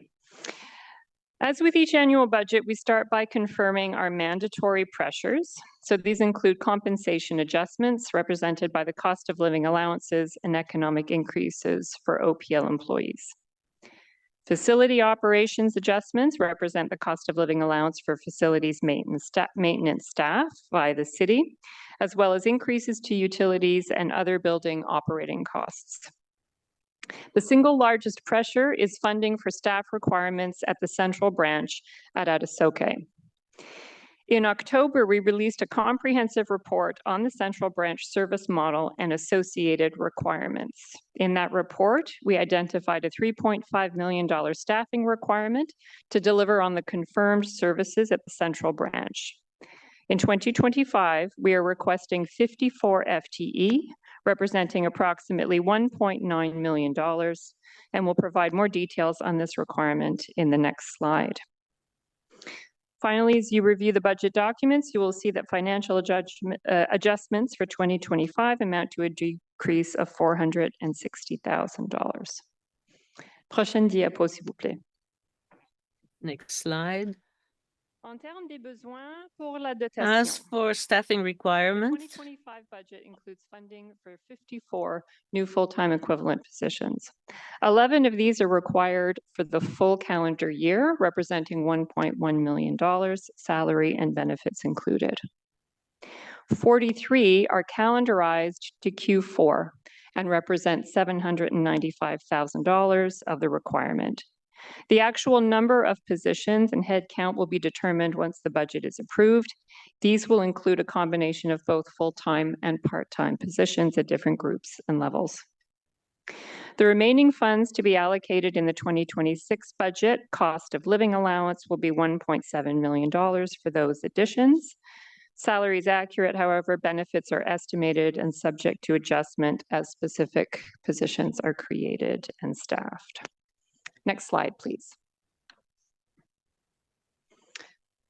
The current approved capital programs valued at $46 million with $30 million available to spend. As such, the initiatives requiring new funding will be limited over the next few years. New initiatives in 2025 total $9.105 million, including the use of library reserves and development charges. So in terms of the 2025 capital allocation, $850,000 are set aside for renewal of city assets. That includes facilities, branch improvements, technology lifecycle, and one vehicle lifecycle. Strategic initiatives at $2.25 million. This includes a $2 million reserve contribution to central branch furniture, fixtures, and equipment, as well as new physical branch signage as we anticipate introducing a new brand. Growth, $4.94 million allocated for a branch in Barrhaven, and city lifecycle accessibility and energy at $1.065 million. Next slide, please.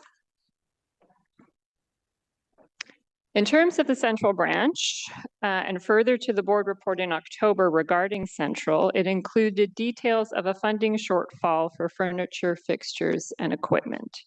So the 2025 budget includes measures to address this shortfall, and it's articulated in the budget document. The information appears in different sections of the report. Some of this is realized through efficiencies, some through operating, and some through capital.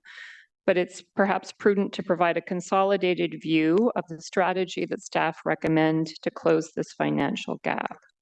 So this includes using $1.35 million from our fund development, $1.15 million from central branch planning funds, which can be redirected to this purpose, $500,000 in capital reassignments, and a $2 million withdrawal from the library reserve, which keeps the reserve within our policy guidelines. Next slide, please. Some additional details are, of course, available in the budget book. This includes information on user fees, capital allocations, and the OPL reserve status after the proposed $2 million withdrawal. Next slide, please. As you know, this budget was tabled with the OPL board last week and will be presented for deliberation on December 3rd. We will return to council on December 11th. In the meantime, staff welcome comments from the public and will participate in councillor-led budget consultation sessions as requested. And we're pleased to be able to present this draft, which follows directions, ensures balanced investment across the OPL system, and sets us up for delivering the full promise of Adesoke. Next slide, please. This concludes the presentation. Thank you, Chair. Thank you, Mr. Mayor. Thank you, councillors. We welcome any questions of clarification. Thank you very much for the presentation. Conseillère Plante. Oui, merci beaucoup pour la présentation. Thank you so much for the presentation. I have two branches that I love in my area, Cartier and Rideau, Vanier and Rideau. I know there was a memorial that was called Welcome Baby, so that when there's a birth at the hospital, the child receives automatically a library card. You don't have to answer the question right now, but I'd like to know if you did something similar in the past in Ottawa, if it would be possible in the future. You don't need to answer me today. I just wanted to let you know what I was thinking before I forget. Thank you. We can confirm that and get back to you later. I understand. Thank you. Thank you very much, Mayor, and thanks for the excellent work of the board and CEO. I wanted to congratulate you on the expansion of rural hours. I think that's a great thing for our city at those branches, and definitely a need that was accommodated, as I understand it, within current existing budget envelopes. Is that correct? That's correct. That's fantastic to hear. I know in Toronto they just announced more hours for Sunday service, and there was to big fanfare. And I think their cost was pretty low as a result, because a bigger city, but a fairly low cost to do that. So I'll just state my preference for the future at some point, having more Sunday service hours at all branches, and particularly branches that would accommodate people that would be utilizing those services more often on Sundays. Is that something you're open to in the future with your budgeting priorities, where Sunday service hours, having the library open, it's a benefit not just obviously for those services, but for other events that take place, for families that attend there, for emergency services? Is that something you're open to in the future?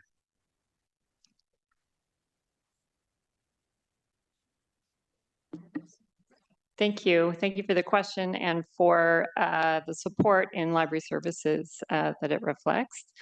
You are not the only councillor who has inquired around expansion of Sunday hours, so certainly that's something that's on our radar to be of community interest, and we'll keep that in mind as we move forward and as budgets permit. Thank you. Thank you so much, and thanks for all your work once again. Just tremendous success this term. Thank you. Thanks, Mayor. Okay, thank you. I just want to remind everybody again, their questions are about process, not about the content of the budget. Those questions should be at committee or at the library board meeting. Councillor Brockington. Thank you, Mayor. Again, my thanks as well for the presentation. I just want to repeat the same question that is top of mind for my residents, and that is feedback provided as part of budget processes. In this case, the library.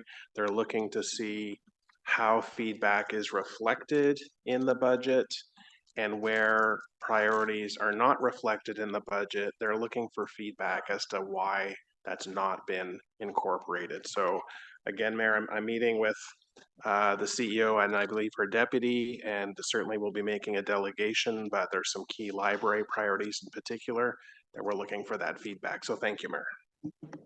Thank you, Councillor Brockington. Thank you very much for the presentation. Appreciate it. Thanks for all you're doing. Thank you. So on the Ottawa Public Library 2025 draft budget estimates, is that received and tabled? Thank you. Next is the Ottawa Board of Health.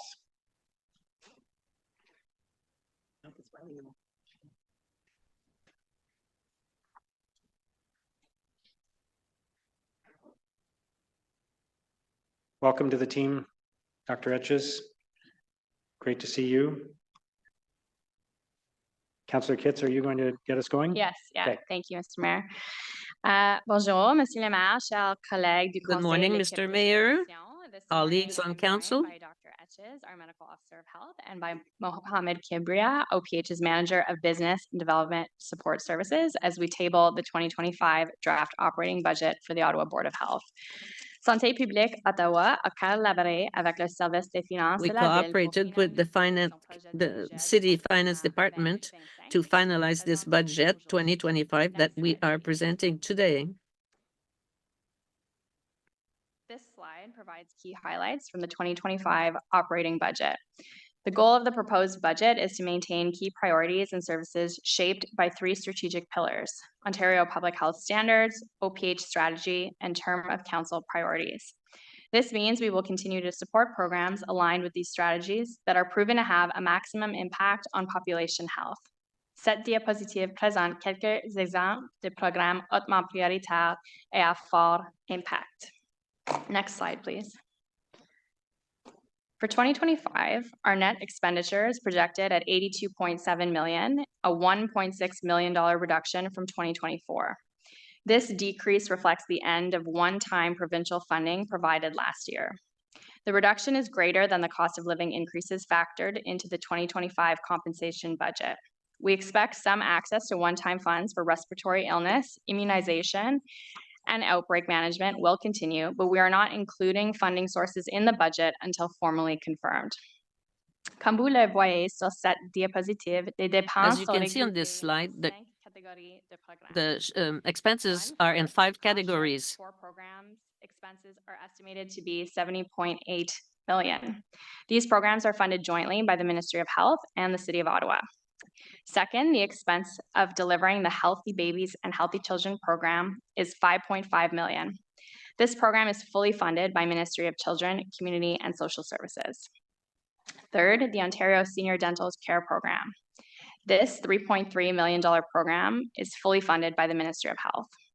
Fourth, several programs are fully funded by the City of Ottawa, such as dental care for CSSD clients, mental health, head injury, and school outreach programs. The expense of these programs is $2.7 million. Fifth, the miscellaneous categories included targeted initiatives supported by the Ministry of Health, such as Indigenous public health and HIV/AIDS programs. Their estimated expense is $482,000. After reviewing the expenses, we will go to the revenue sources.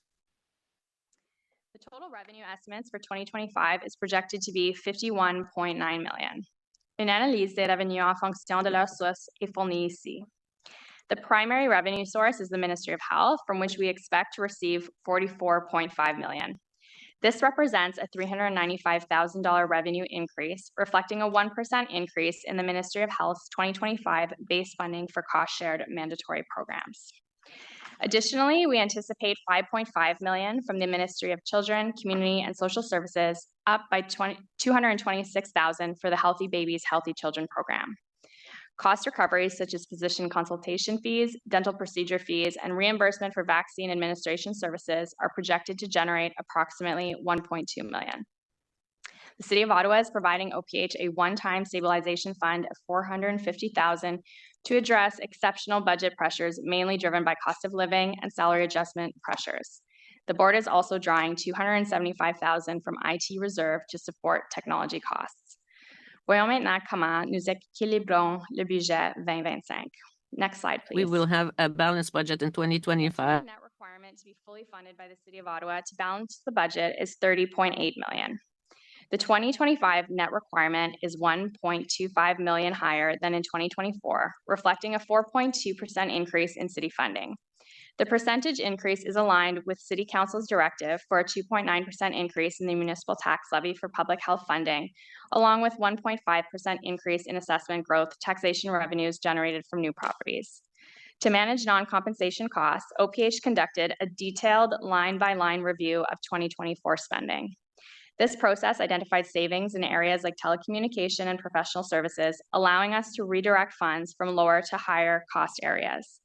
L'engagement de santé publique Ottawa en faveur de l'efficacité. The commitment of Ottawa Public Health for financial health is obvious in the regular reviews of expenditures. I'd also like to highlight a few takeaways from this budget process.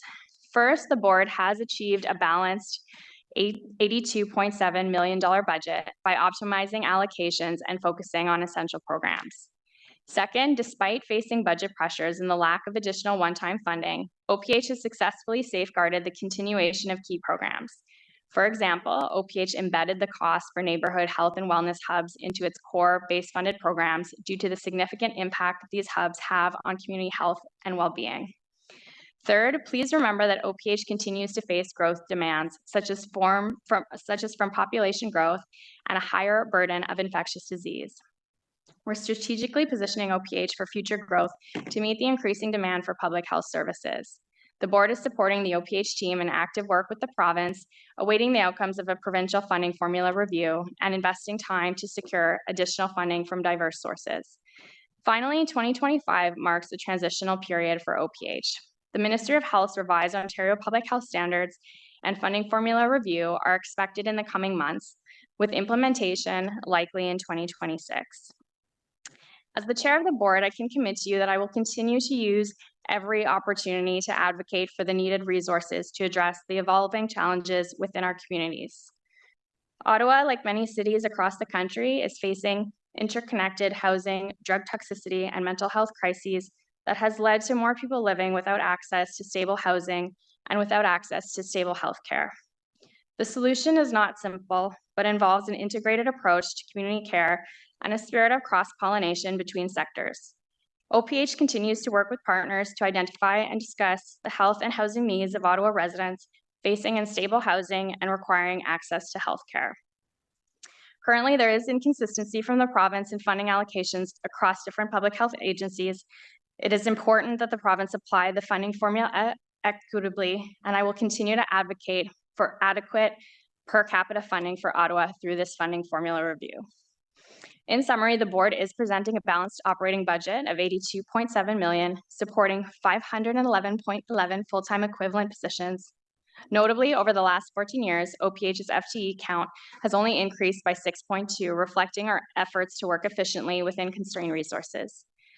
The 2025 budget reflects our commitment to sustaining essential public health programs, ensuring continuity, and strategically preparing OPH for future demands and growth opportunities. Merci beaucoup. Okay. Thank you, Councillor Kitts. Councillor Kavanagh. Thank you, Mr. Mayor, and thank you to the whole public health team. This is a tough budget to put together. Can you remind us what is the percentage that the province gives us, notwithstanding the specialized programs? I believe, was it 1%? That's correct, Councillor. It's a 1% growth on the cost shared portion. Yeah.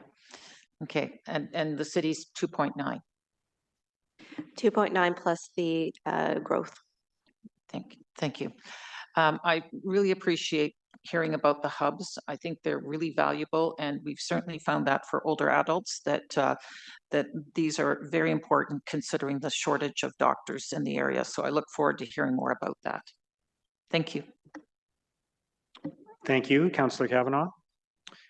Okay, so on the Ottawa Board of Health draft operating budget, is that received and tabled?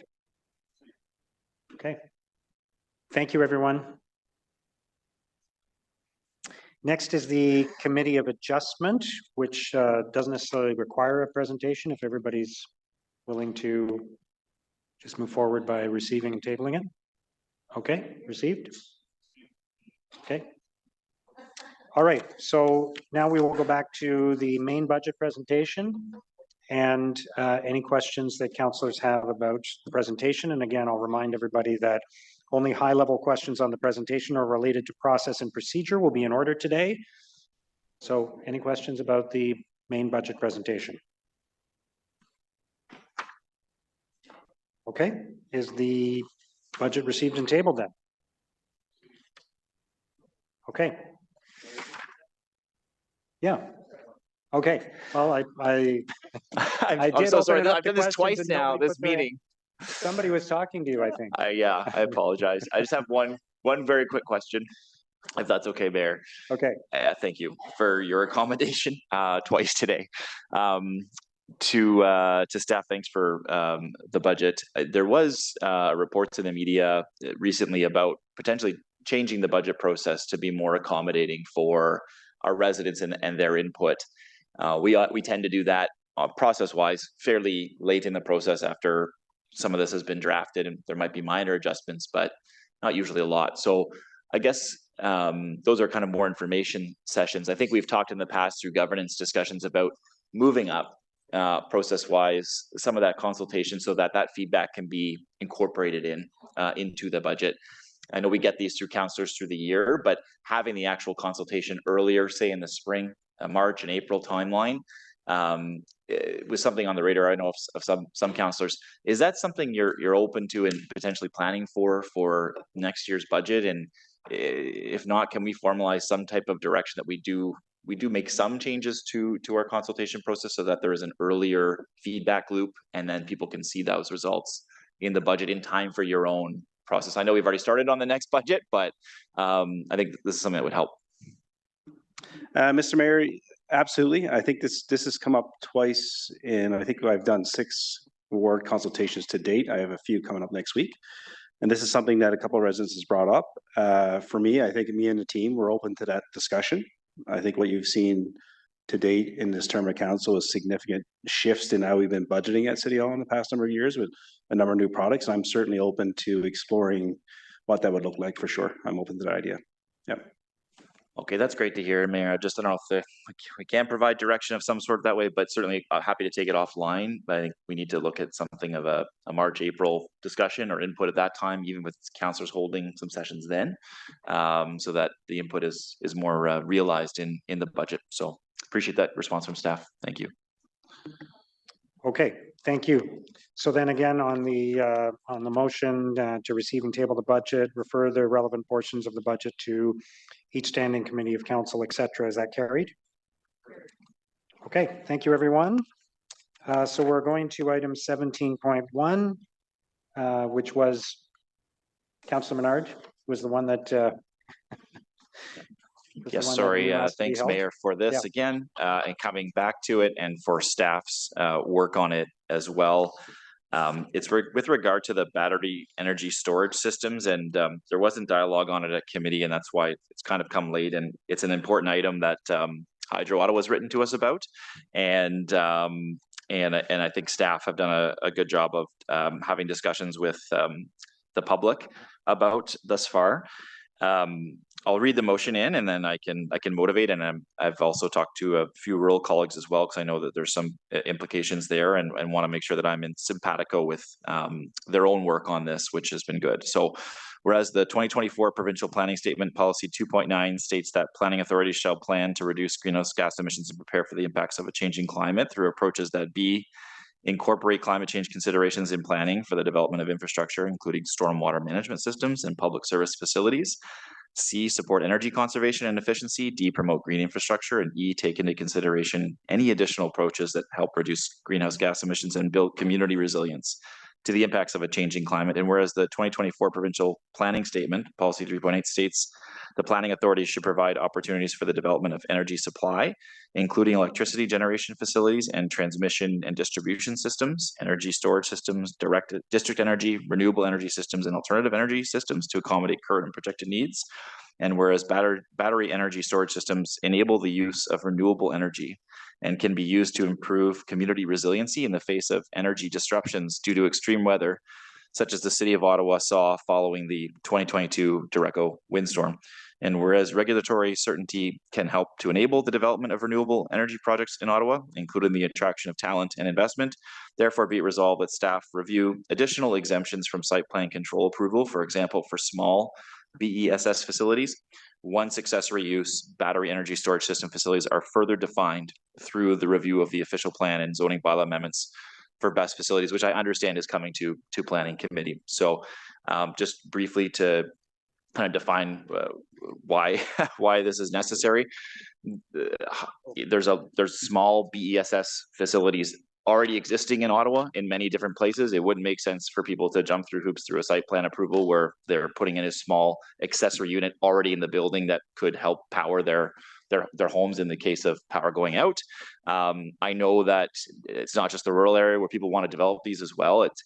Civic Hospital may be interested in this. Hydro Ottawa has a number of examples across the city where these would be implemented. So this is to look at those smaller systems that, again, already exist and will be continuing to exist in Ottawa, and making sure that our staff have some direction in bringing forward a report on the zoning and OP, which will come to planning committee in the near future. So we're seeing a lot more storms, Mayor, and people want to be resilient, and this is one of the ways they can do that. So happy to answer questions or take questions, and I think staff are supportive of the motion as I understand it. Thank you.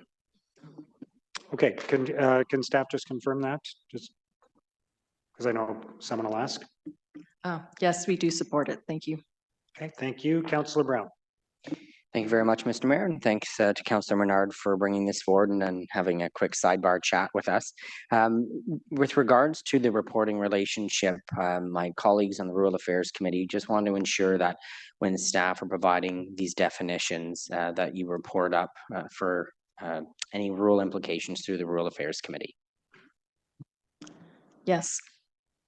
Thank you very much. Thank you, Mayor. Thank you, Councillor Brown. Councillor Kelly. Thank you very much, Mr. Mayor. Just a quick question to clarify from the mover. So your intention here is to allow for an easier process for units that are installed within individual buildings for backup power purposes for that building, right? It's not a system that feeds back into the general grid.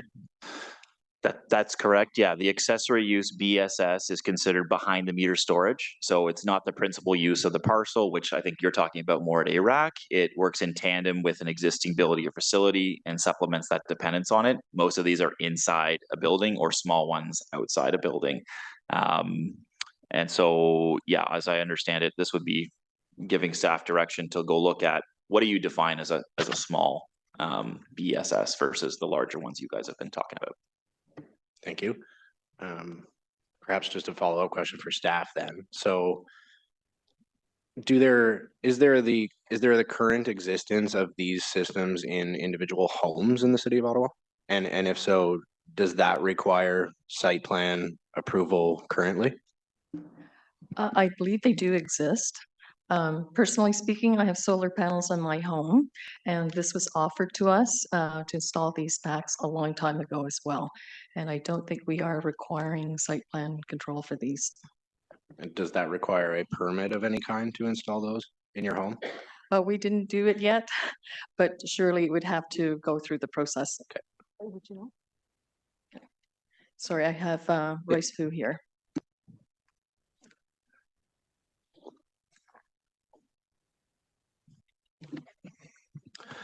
So, Mr. Mayor, the site plan control bylaw does require these applications to go through site plan control currently, and staff is looking to, in the future, amend the site plan control bylaw so that these examples are exempt.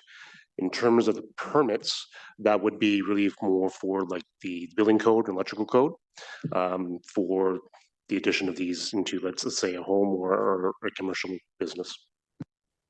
Thank you, Mr. Mayor. Okay, thank you. So we'll vote first on the motion by Councillor Menard. Is that carried?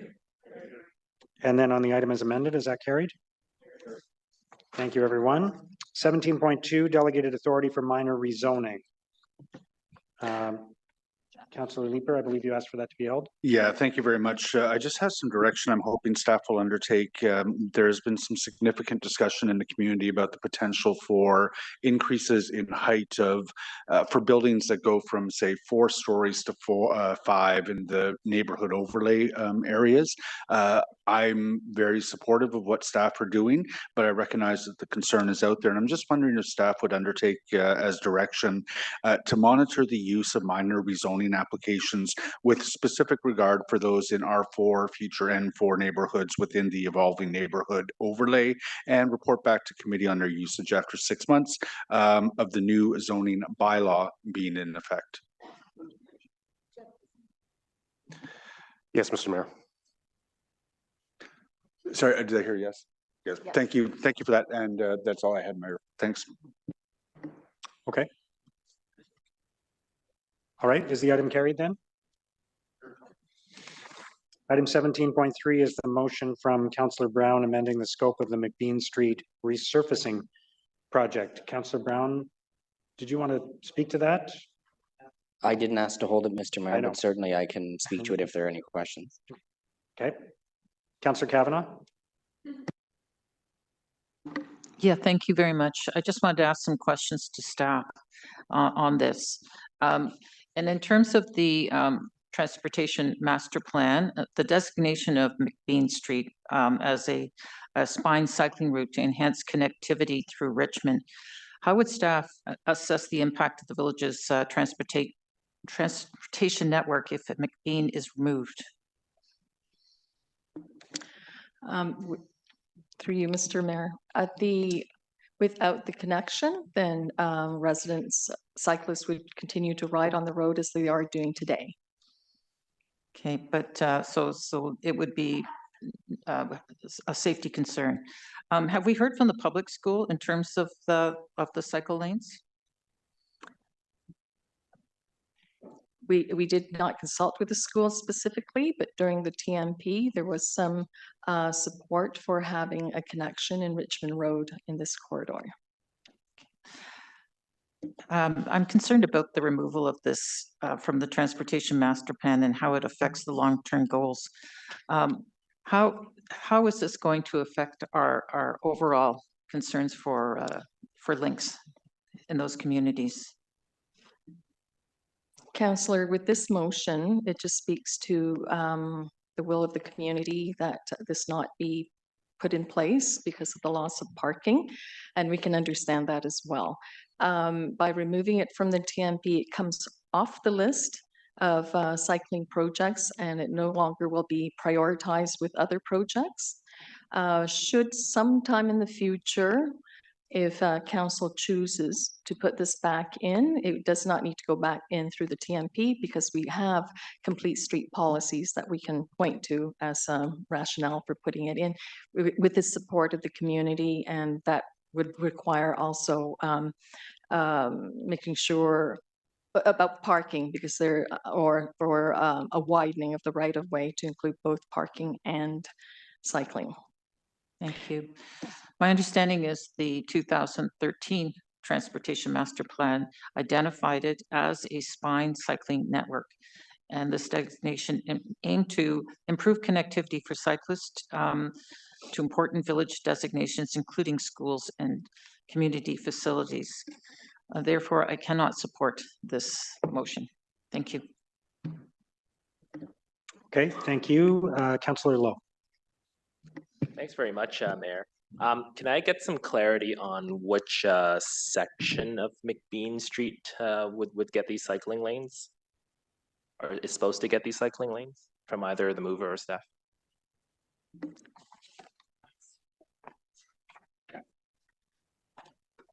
There's a upcoming repaving project, and it's tagged on with an active transportation project whereby this would get wider sidewalks to comply with accessibility standards. So the project, the repaving is between Perth and down to the Jock River. Okay, thanks very much. Like for me, that section I kind of see as an area where there's cyclists can really use the side streets. And I'm not saying this as as a way to get them off McBean. Like there are no houses that front onto McBean. It's businesses, and in a community like Richmond, that street parking is valuable for those businesses. So considering the bridge itself has cycling lanes and it is wider south of the Jock River, I'm inclined to support the mover of the motion here. And that's my inflection was weird, but that was the end of it. Okay, thank you, Councillor Lowe. Councillor Devine. Thank you, Chair. I am certainly torn on this one here. I have heard from my rural colleagues many times that they wish that council consider the needs of rural residents and that we listen to our rural colleagues who are advocates for their residents' needs. So the things that are concerning of me on this file, and I really am torn on this one, and I'm eager to hear the debate. So from what I understand of this file, and I love spending time on Google Maps, and I know it ain't the same as going out there, but I did see that from the bridge that is south of the school, there is a lane, and then once you get off that bridge, that lane just kind of stops. And then I imagine that those bike riders are either going to continue on the road, which is a busy road, or they're going to go on the sidewalk. And I believe that the intention is to move the lane from that bridge at least to the school. And I also understand that originally the plan had been for that bike lane to be considerably longer, but that staff made, let's call it a compromise, and said, at least let's get it to the school. And I am concerned that we have not heard anything from the school itself or the residents or the students of the school. I did not get to attend the Rural Summit, but I certainly went and reviewed the documents that led up to it and the documents that came out of it.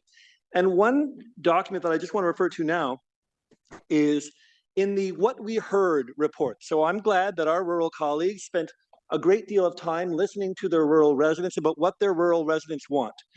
And in the presentation on active transportation, on the presentation on transportation needs for rural residents, what do rural residents want for their transportation needs? I'm reading from the slide that was presented at the Rural Summit. And under the segment on pedestrian safety and active transportation, what we want. Item 2, infrastructure improvements. There is a strong demand for improved infrastructure to support active transportation and pedestrian safety. This includes requests for more sidewalks, cycling paths, and paved shoulders, particularly in areas where they are currently lacking. So I appreciate the fact that the rural councillor is saying that he is listening to residents, and I'm sure that there are residents who do not want this. But this document here seems to tell me that there are residents who do want this. And so in the absence of better data before me, in the absence of information from the school, this is a hard one to support. And in the interest of erring on the side of caution, I would rather implement the safety measure because this document is the clearest thing that I have to show what rural residents are wanting. Thank you, Mayor. Thank you, Councillor Devine. Councillor Brockington. Thank you, Mayor. Councillor Brown, if I may, can you just assure council that the motion before us reflects the will of your community? Thank you very much for the question, Councillor. Yes, it does. I did consult with the Community Association, the impacted businesses and residents, and this cycling lane is not supported, and I can go into further detail during my comments. Thank you, Councillor. No, that fulfills my my concern. Ms. Chi, if council is going to support this motion today, can the resources that would have been directed to this area come to River Ward?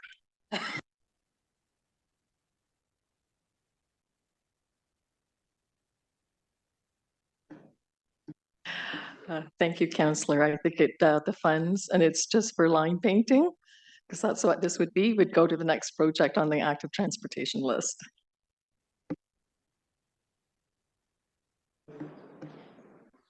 No birthday present after all. Councillor Kelly.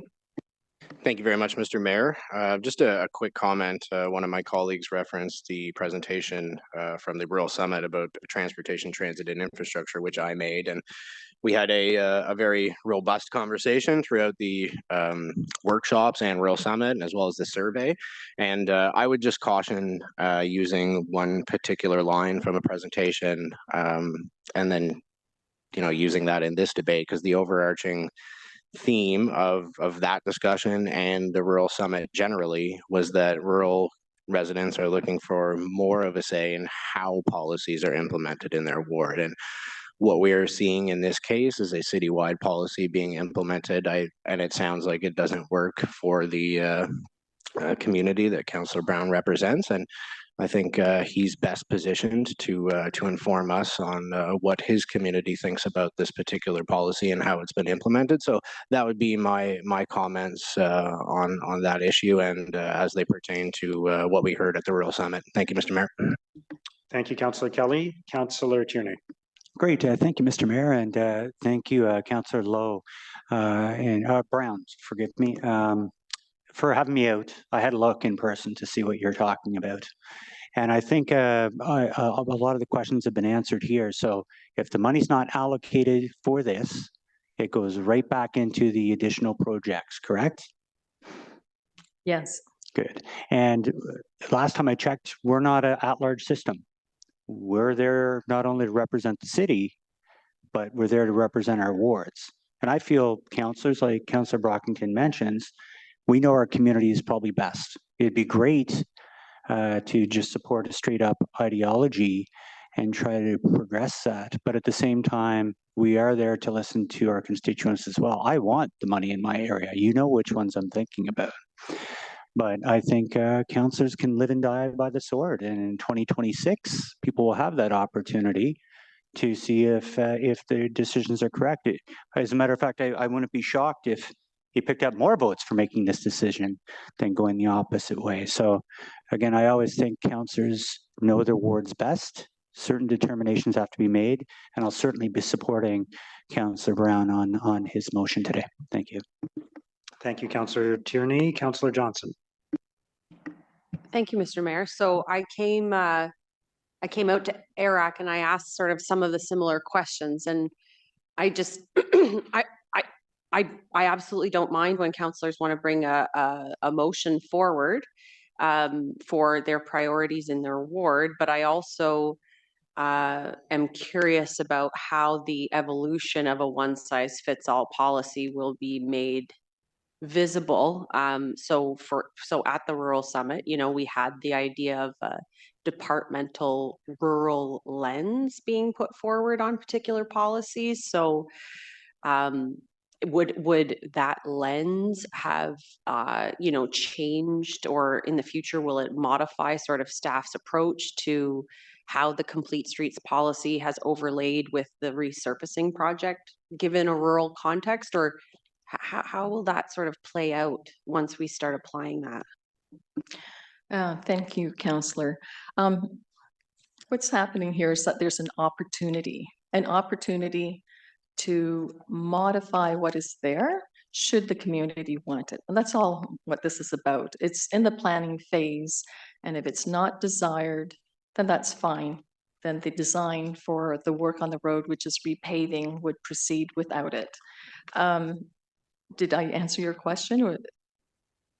I just wondered, once we see sort of the manifestation of this idea of a departmental point of a rural lens, would this change how the opportunities present themselves with respect to the other policies that trigger this decision? Mm-hmm. Okay, I see. With the rural lens, staff would then consult with the rural councillors to get that feedback. The policies are approved because it's about mobility, what we're talking about here, and access and options to mobility. So I think that's universal across the city. But when we get into specific projects, and that's where the input of the ward councillor and the community is very important, so that we can tailor the policies and the projects to suit the needs of the community. Thank you, Councillor Johnson. Councillor Troster. Thank you so much, Mayor.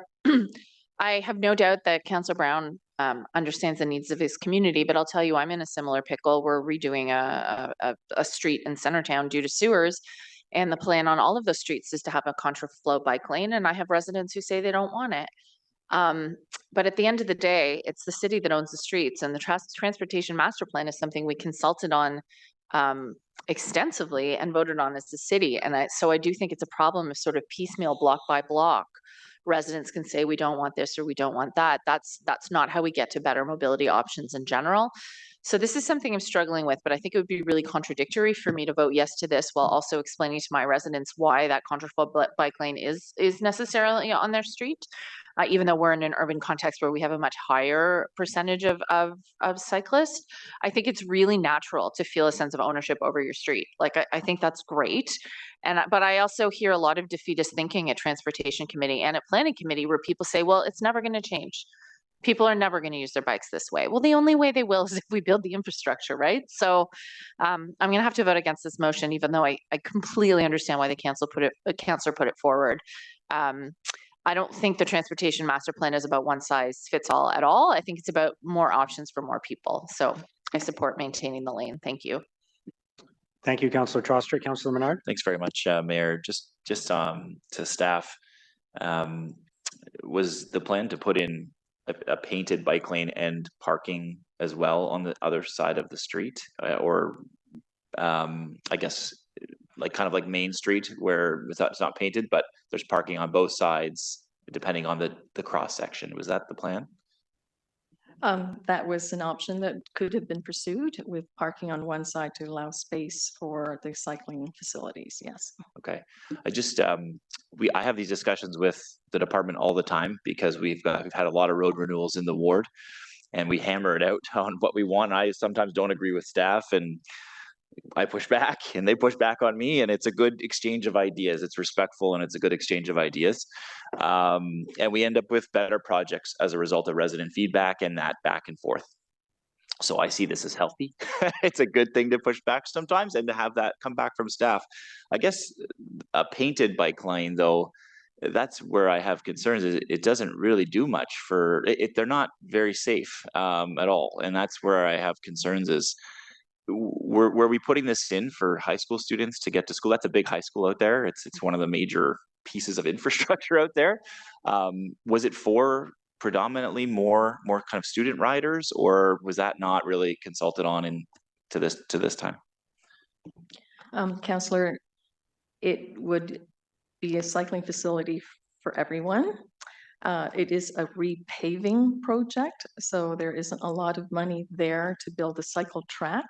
And the active transportation program is throwing money in for the sidewalk because we have to make that accessible.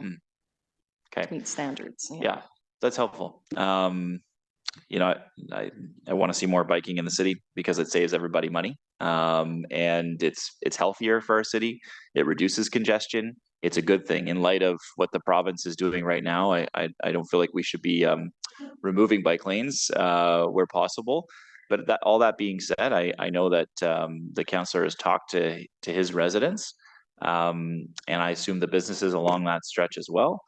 I have concerns about the school and student safety because that's one of their main forms of transportation usually. So that's my big concern. And I don't like painted bike lanes. I think wherever possible, pin curbs are cheap. They're not expensive. We put those in a lot, and they get the job done to separate out.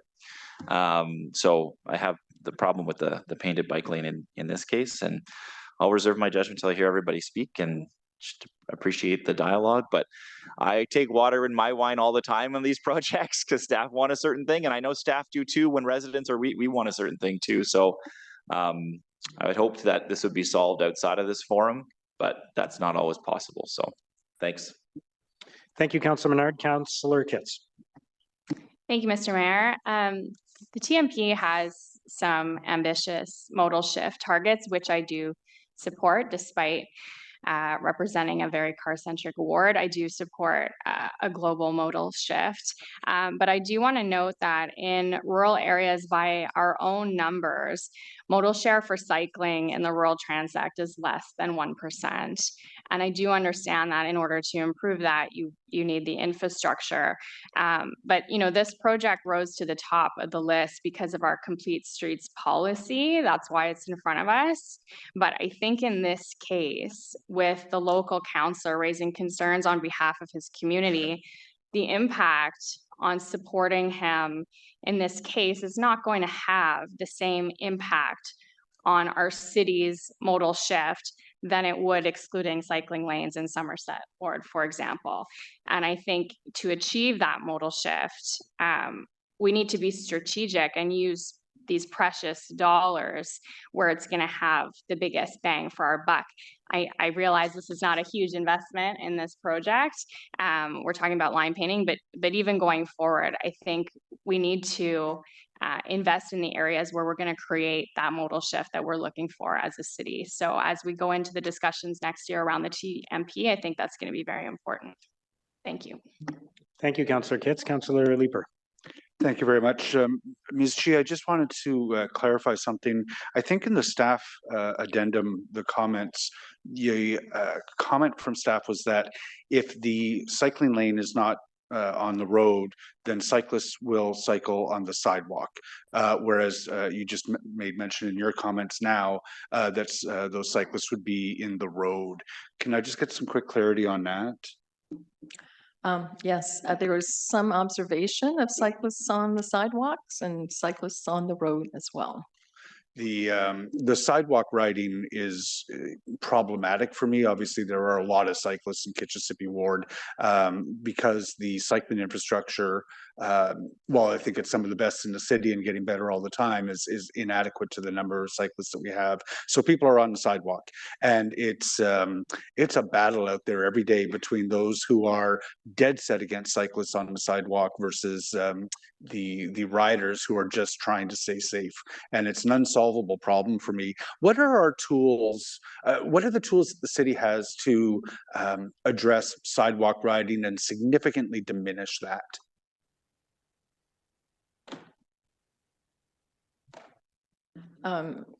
Councillor, I think we have public education, we have programs like Bike to Work Month, we send that out.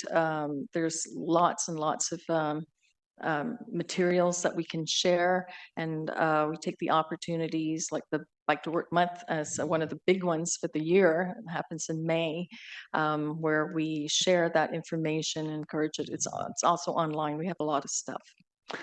So I don't think it's working based on the number of sidewalk complaints that sidewalk riding complaints that come to my office. And I'm concerned if we remove the on-street facility in your ward, David, that your sidewalk riding complaints are just going to continue. And it's an unsolvable problem, right? One of the things that we have to accept in the city is that the various modes are going to have to be segregated one from the other. And we're going to have to adopt that as a general policy approach whenever we're building or have the opportunity to reconfigure our roads. And if we do it piecemeal, we're just creating and perpetuating and prolonging the conflicts that are happening between pedestrians and riders and scooters and cars and trucks. I'm having a really hard time, especially in the vicinity of a school, accepting that we can take away a on-street facility and not create conflict with pedestrians. And I know the numbers may be low in the rural areas, but a dead cyclist is a dead cyclist. It only takes one. I'm going to vote against the local councillors' wishes on this one, because from a citywide perspective, we need to do a much better job of protecting cyclists, and we shouldn't make it the subject of very sort of short-term opposition from residents. I think we have to have harder conversations with people. I'll leave it there, but thank you, Mayor. Thank you. Councillor Plante. Oui, merci. C'est quoi la vitesse routière sur cette rue? Thank you. What's the speed limit there? Speed limit on that street? What's the speed limit on that street? Sorry, Councillor, could you repeat the question? What's the speed limit on this road? Quel est le... 50 kilometers an hour. Okay, merci. Thank you. Merci. Councillor Brown, did you want to Thank offer you. some final thoughts on this? Thank you very much, Mr. Mayor, and to our colleagues for all their comments. I appreciate it. Colleagues, certainly this hasn't been a fly-by-night operation. About 21 months ago, I started working on this, more than 100 emails between my office, my staff, city staff, and the impacted residents and businesses, including the community association. The challenge that we have certainly is the village is isolated. Driving is a natural part of living in rural Ottawa. Yes, there are 2 schools on McBean Street. There are 2 churches, a Masonic lodge, 12 businesses, multiple residences. The church on the main street north of Hamilton is St. Paul's United. The food bank operates out of this church basement. There is no on-site parking. All of the parking is on McBean Street. The challenge that we face in the village today with this plan is the cycling lane would come at the cost of the on-street parking, which is used every day. I do have pictures if colleagues would like to see them on my phone of what 3:45 p.m. pickup at Richmond Public School looks like. Both sides of the street are full of parents picking up their children. I'm blessed to not only represent the village of Richmond, but be a resident for the last 33 years. I attended both schools. I attend one of the churches on the main street. I frequent the businesses and the restaurants. I can say that there is no desire for this bike lane on the main street. I recognize that those folks that do like to cycle enjoy that. But folks are not cycling to work. It's a recreational activity. There are many side streets around the village, and it was designed in a grid style pattern. So there are opportunities for cyclists to get through the village of Richmond without going down McBean Street if that is a concern that they have.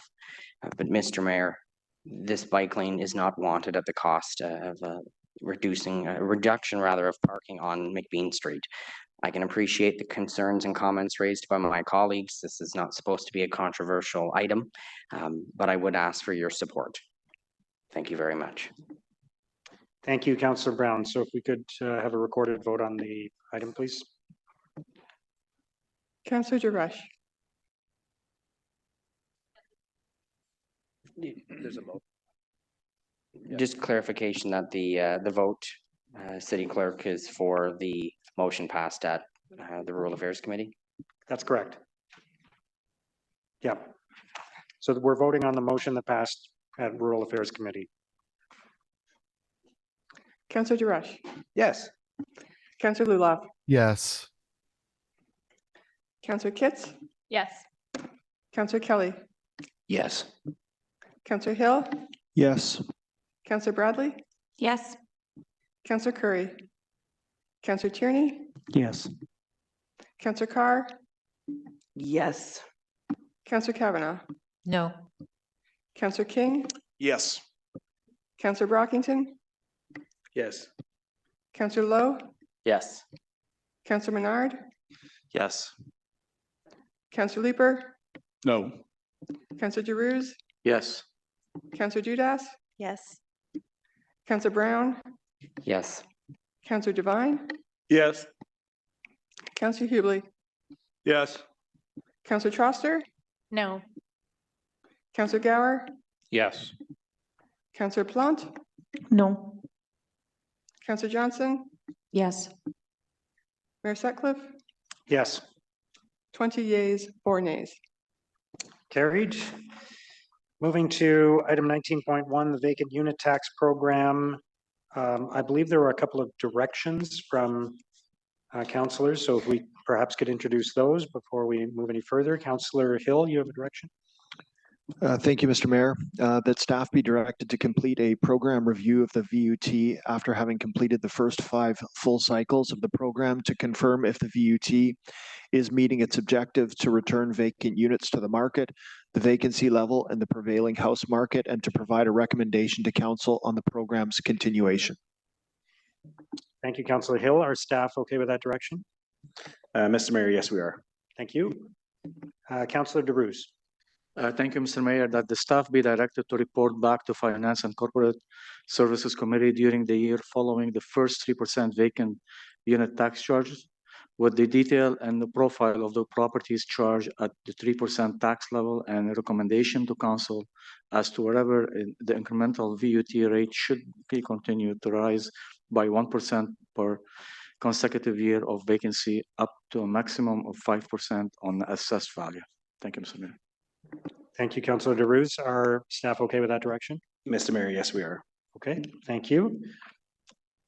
Okay, so let's have a recorded vote on the item. And as we did at the joint committee, people can dissent from a particular item within the item itself if they choose to, as they record their vote. Councillor Duresh, No. Councillor Lulaf, No. Councillor Kitts, Yes. Councillor Kelly, No. Councillor Hill, No. Councillor Bradley, Yes. Councillor Curry, Councillor Tierney, Yes. Councillor Carr, Yes. Councillor Kavanaugh, Yes. Councillor King, Yes. Councillor Brockington, Dissent on item 2, dissent on item 5. Councillor Lowe, No. Councillor Menard, Yes. Councillor Leeper, Yes. Councillor Giroux, No. Councillor Dudas, No. Councillor Brown, No. Councillor Devine, Yes. Councillor Hubley, No. Councillor Troster, Yes. Councillor Gower, Yes. Councillor Plant, Oui. Councillor Johnson, Yes. Mayor Sutcliffe, Yes. 15 yeas, 9 nays. Okay, thank you. Moving to item 20.4. I believe this is on the Lincoln Field Secondary Plan. I believe there are a couple of motions related to this. Councillor Kavanaugh, I think you have a technical amendment, is that right? Or some type of amendment? Yes, I had a technical amendment to the motion that passed at committee. You want to put it on the screen? Thank you. Whereas Planning and Housing Committee amended Lincoln Field Secondary Plan to require a minimum of 1 non-residential use at grade for each building facing Carling Avenue within the hub designation, and whereas the Lincoln Field Secondary Plan included amendment of zoning bylaw 2008-250 that is affected by Planning and Housing Committee's amendment to the secondary plan, whereas the zoning bylaw amendment that carried at Planning and Housing Committee needs to be amended to be in conformity with the amended Lincoln Fields secondary plan. Therefore, be it resolved that clause 192.18.1 of the MC 18 subzone be removed in its entirety, and therefore be it resolved that clause 191.18.1 be revised to read only as a minimum of 1 non-residential use must be located on the ground floor of a building, and be it further resolved that pursuant to subsection 3417 of the Planning Act, no further notice be given. Thank you. I appreciate the support. This has been a long time coming with the Lincoln Field Secondary Plan. What is important here is on Carling Avenue, we need to have animation. We need to have storefront as well as on Richmond. There was no argument about Richmond Road, but we also need to treat Carling Avenue as a main street, and this is an effort to make that happen. So I appreciate your support. Thank you. Thank you, Councillor Kavanaugh. Councillor Gower, I believe you have a motion as well. I do have a motion, seconded by Chair Leeper. Whereas staff recommended that section 2.2 hub designation policy 4 in the Lincoln Field secondary plan be read as follows. Buildings within the hub designation that front onto Richmond Road shall contain a minimum of 1 non-residential use at grade facing Richmond Road. And whereas Planning and Housing Committee amended the above policy in the Lincoln Field secondary plan to also require a minimum of one non-residential use at grade for each building facing Carling Avenue within the hub designation. Therefore, be it resolved that document 1, section 2.2 hub designation policy 4 in the Lincoln Fields secondary plan be amended to read as follows. Buildings within the hub designation that front onto Richmond Road shall contain a minimum of one non-residential use at grade facing Richmond Road. Buildings within the hub designation that front onto Carling Avenue are encouraged to include a non-residential use at grade facing Carling Avenue if supported by market conditions. And just to put a little more context, we have had a theme in this term of council around developing housing policy that removes barriers, creates more permissive zoning in general, and encourages rapid housing development.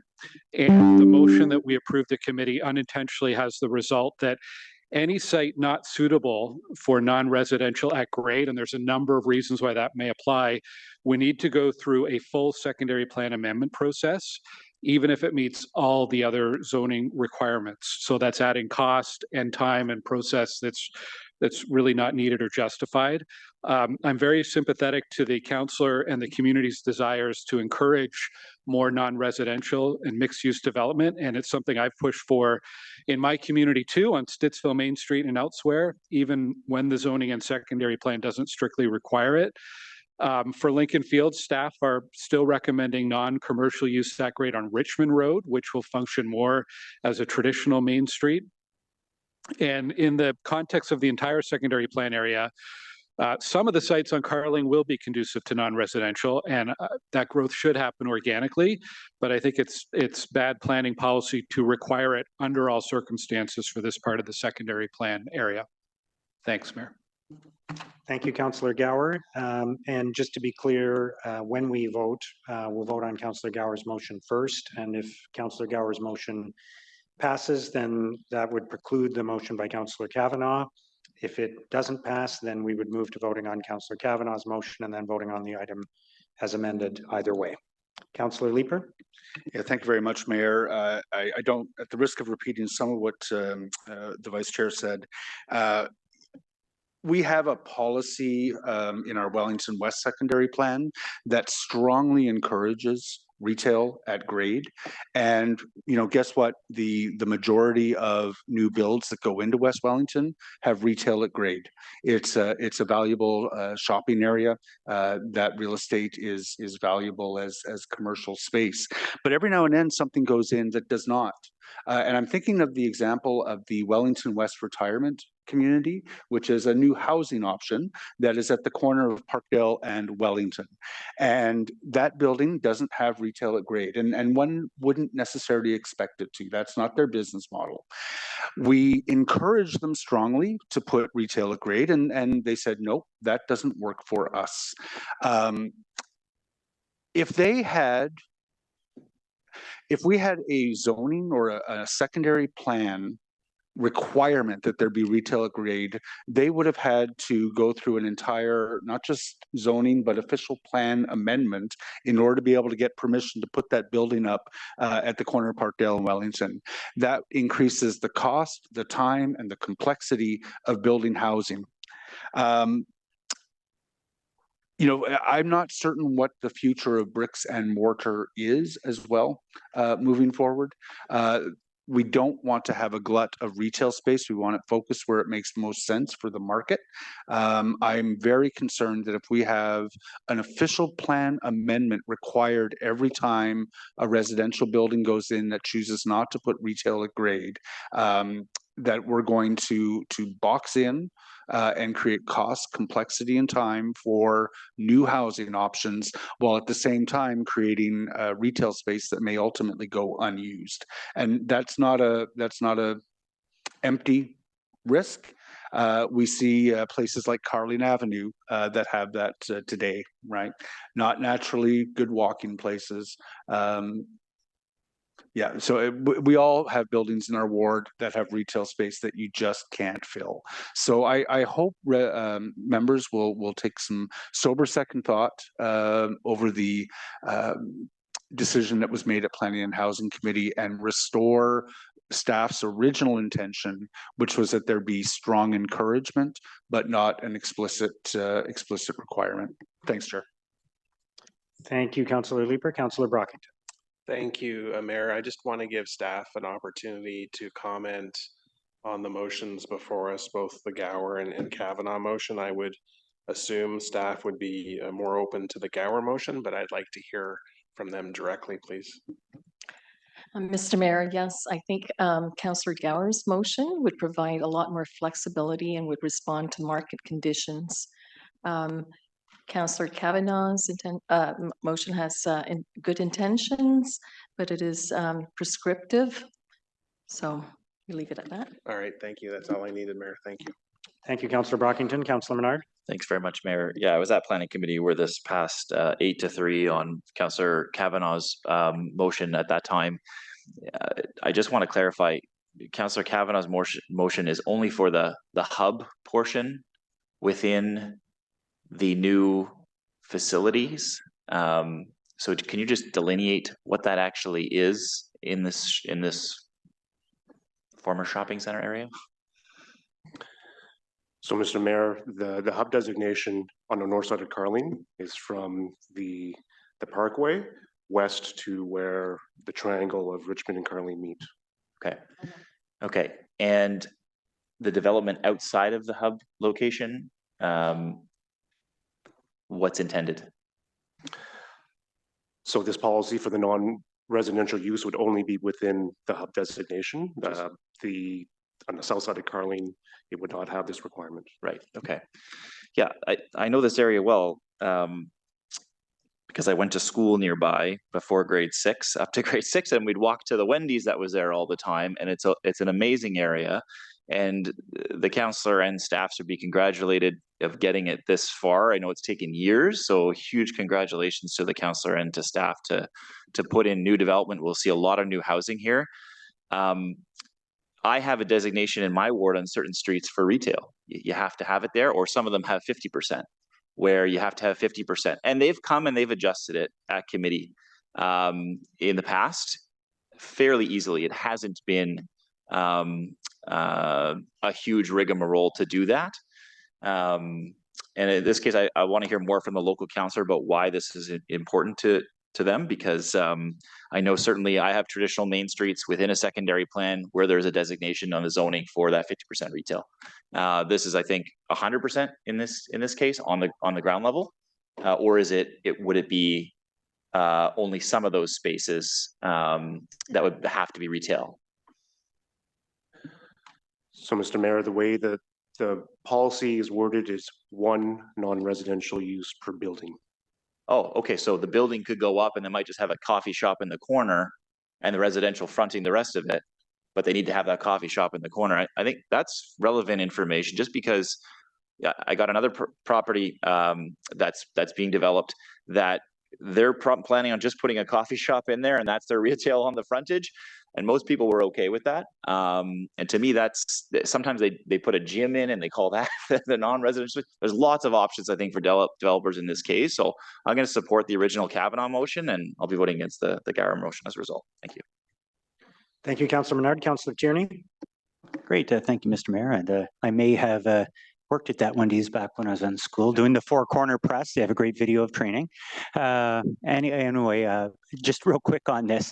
Will the Gower motion eliminate the red tape? Because I think a lot of development's been holding off because of interest rates and everything else, and we want to see things built quicker and faster to meet our targets. So will this eliminate red tape, yes or no? Yes. Okay, great. I'll be supporting the Gower motion. Thank you. Thank you, Councillor Lowe.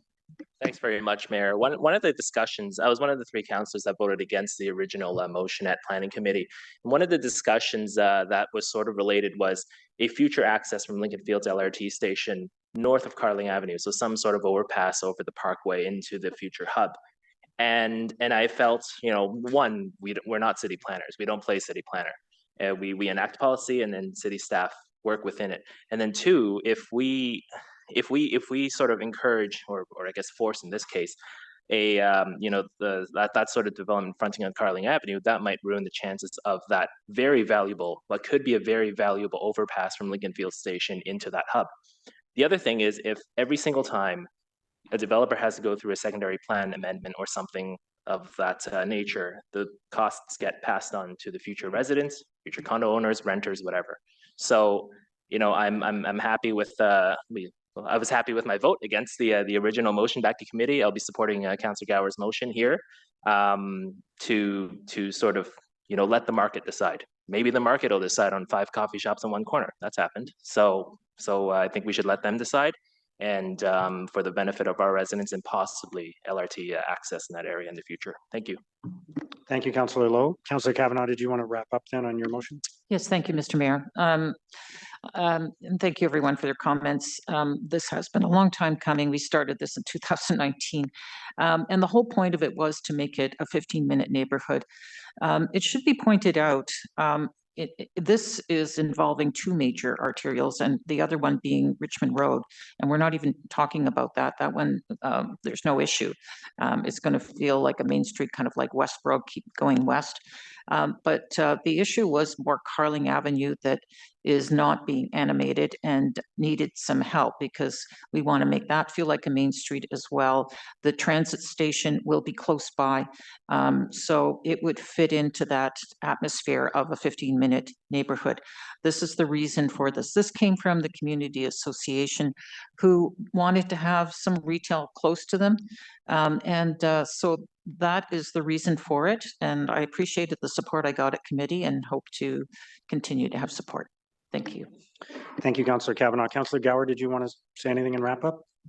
Well, I guess just quickly, there are a number of reasons why residential at grade might not work in these sites. One is market conditions, but another is the size of the lot itself. Chair Leeper had a good example about, you know, retirement home that might not have a non-residential use at grade. And to echo Councillor Tierney, just trying to make sure we're not adding unnecessary red tape when there's very reasonable circumstances why non-residential might not be appropriate. And there's an abundance of commercial non-residential that will develop through other parts of this policy in the secondary plan. Thanks. Thank you, Councillor Gower. So we'll vote first on Councillor Gower's motion. So I'll ask for a recorded vote on that, please. Councillor DeRush. Wait. Councillor Lulaf. Yes. Councillor Kitts. Yes. Councillor Kelly. Yes. Councillor Hill. Yes. Councillor Bradley. Yes. Councillor Curry. Councillor Tierney. Yes. Councillor Carr. Yes. Councillor Kavanaugh. No. Councillor King. Yes. Councillor Brockington. Yes. Councillor Lowe. Yes. Councillor Menard. No. Councillor Leeper. Yes. Councillor Giroux. Councillor Dudas. Yes. Councillor Brown. Yes. Councillor Devine. Yes. Councillor Hubley. Yes. Councillor Trosser. Yes. Councillor Gower. Yes. Councillor Plant. No. Councillor Johnson. Yes. Mayor Sutcliffe. Yes. 20 yeas, 3 nays. Okay, thank you. And then the motion, the original motion as amended, do we vote on that still or not? As on the item as amended, yeah. Is that carried? Okay. There are no in-camera items. Disposition of items approved under by committees under delegated authority. Is that received? Motion to adopt reports. Councillor King. Thank you, Your Worship, that the report from the Director of Fleet Services entitled 2025 Fleet Vehicle and Equipment Plans, Information Supplemental to the Budget Estimates, and that the report from Chief Human Resources Officer entitled 2024 FTE Analysis Report, Information Supplemental to the Budget Estimates, Agricultural and Rural Affairs Committee Report 18, Finance and Corporate Services Committee Report 19, Joint Report 2, Finance and Corporate Services Committee, and Planning and Housing Committee, Planning and Housing Committee Report 37, and the report from the City Clerk entitled Summary of Oral and Written Public Submissions for Items Subject to the Planning Act Explanation Requirements at the City Council meeting of October 30th, 2024 be received and adopted as amended. Is that carried? Thank you. So we have to go back to item 16 on the agenda because in my excitement about how quickly we had moved through the budget portion of the agenda, we did not receive 2 reports. So item 16.1 is the 2025 fleet vehicle and equipment plans. Is that received? Item 16.2 is the 2024 FTE analysis report. Is that received? Okay, thank you. There are no motions requiring suspension of the rules of procedure. Notices of motion. Councillor Brockington. Thank you, Mayor. Whereas the poppy is an international symbol of remembrance, whereas the Royal Canadian Legion operates the annual poppy campaign from late October to November 11th to raise funds across the country to support veterans and their families. Whereas members of the public buy their poppy via various means, including in public facilities. Whereas the City of Ottawa has hundreds of public facilities that could be locations to acquire a poppy, whereas in addition to leaving poppy boxes on customer service countertops, there may be other options to explore, including allowing cadets to enter and sell poppies in high volume centers and using cashless pay tribute poppy boxes. Therefore, be it resolved that the general manager of the Recreation, Cultural and Facility Services Department investigate options to increase the number of City of Ottawa facilities that will make poppies available to the public during the 2025 poppy campaign, and be it further resolved that the GM provide an update by memorandum to council by the end of Q2 2025. Thank you, Mayor. Thank you, Councillor Brockington. I'll just draw your attention to the notice of intent, item 27, from the Integrity Commissioner to submit a report to Council on November 27th. Motion to introduce bylaws. Councillor King. Thank you, Your Worship, that the bylaws listed on the agenda under motion to introduce bylaws, 3 readings be read and passed. Is that carried? Confirmation bylaw, Councillor King. That the following bylaw be read and passed to confirm the proceedings of the council meeting of November 13th, 2024. Is that carried? Thank you. Are there any inquiries? Motion to adjourn, Councillor King.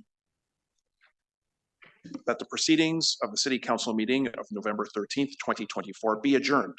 Is that carried? Thank you, everyone. Merci beaucoup.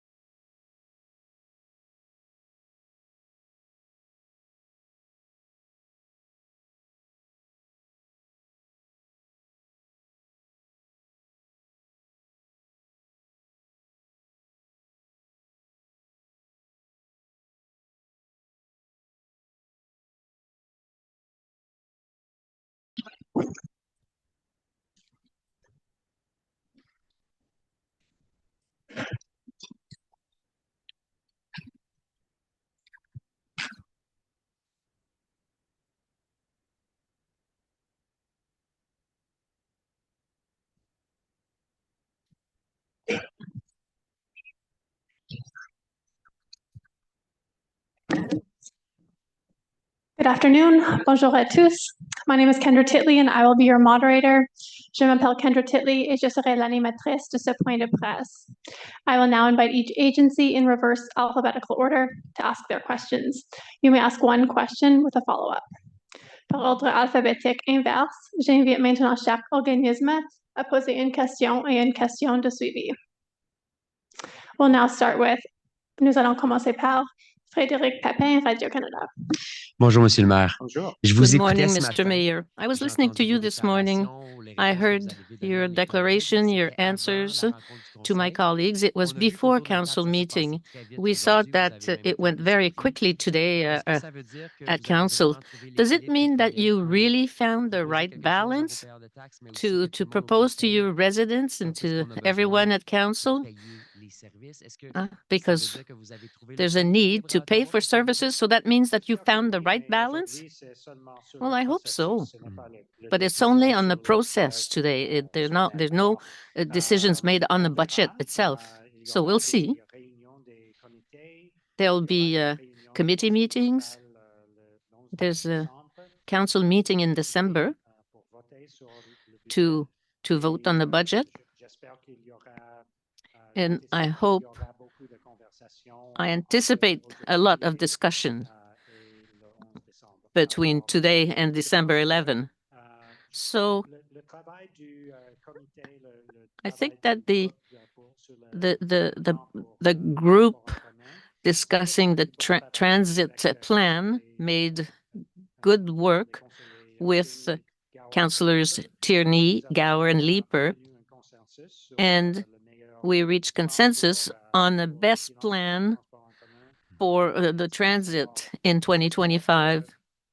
So I hope that our colleagues on council will agree.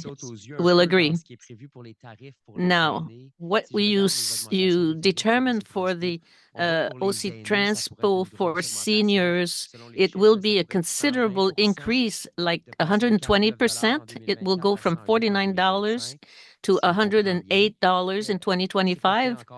It's not done yet. You said that, but what kind of message is that for the seniors?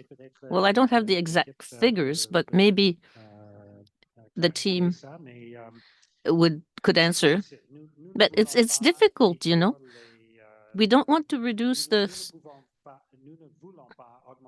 we don't want to increase the seniors rate, but the reductions we have now are bigger than in other cities. And in the future, we have to invest in transit. So we need to have the funds for that. It's not ideal, but these are difficult decisions that we have to make. It's not ideal, but it's necessary for now to have rates that are similar to other municipalities to support our transit in the future. Next, we have Blair Crawford, the Ottawa Citizen. Hi, just looking for some clarification. Earlier, we asked you about the use of reserve funds.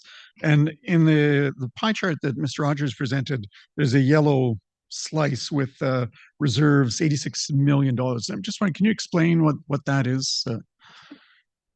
Yeah, thank you for the question. So we have several different reserves that we talk about, discretionary, non-discretionary reserves, and what they're used for. So for an example, the rate reserves, they fund both the operating and the capital investments for the rate program, that's your water, wastewater, or stormwater. So we contribute into that reserve, then we take that out on an annual basis to fund that overall program. So that's an example of there where reserves come out. There's other reserves like our citywide capital reserve. We take annual withdrawals from that reserve to fund a portion of our capital program that's supported by the tax-supported reserves. So there's a number of reserves where we contribute into and we take out as normal process in terms of the budgeting process and funding those capital investments. So that's a or a planned withdrawal from reserves as opposed to like using a special withdrawal to hold the tax rate? That is correct. Those reserves are all guided by the long-range financial plans. There's no withdrawal from the tax stabilization reserve to fund or fill the tax gap. The reserves are exactly aligned to the fiscal framework and the long-range financial plans that we guided by. Okay. Second question. Can I add something to that, Blair, sorry, just to be helpful? Like what I would say is, it's a little bit like the difference between your savings account and your RESP for your kids, right? So you put money in an RESP for your kids, but knowing that one day you're going to take that out for a specific purpose to fund their education, that when you take that money out, you're not taking it out because you're raiding your savings, you're taking it out to spend it on the purpose you saved the money for. So for example, we may decide that someday in the future, we're going to build a new recreation center in some part of the city. And every year for the next 5 years, we're going to put $10 million aside so that 5 years from now, we have $50 million to build that new recreation center. When we take the 50 million out in 5 years, that's not raiding our reserves. That's taking the money out for the express purpose that we saved the money for. So that's different from a scenario where we don't have enough money to pay for operations and we're just digging into our reserves to cover the shortfall. Okay, thanks. And second question, and maybe this was already been explained, but it went over my head. The change in the student discount in for OC Transpo. Can you put that in a dollar, like what the fare will change for a student now? I don't have that off the top of my head, but what I can tell you that as part of our Transit Commission budget presentation, where we go into the details, we're going to provide also some detail in terms of all the benchmarking and all the extensive work that we did as part of the Long Range Financial Plan Working Group, and we'll define each one of those levers in terms of the impacts on those specific fares for students. Okay, so you just have this sort of the general saving that's going to come, and we'll find out the details later. Yeah. Okay. Thank you. Thank you. On va maintenant à Charles-Antoine Gagnon, le droit. Charles-Antoine Gagnon, le droit. I'm going to ask a question in English because I think the answer might be coming in English. The city is increasing 2.9%,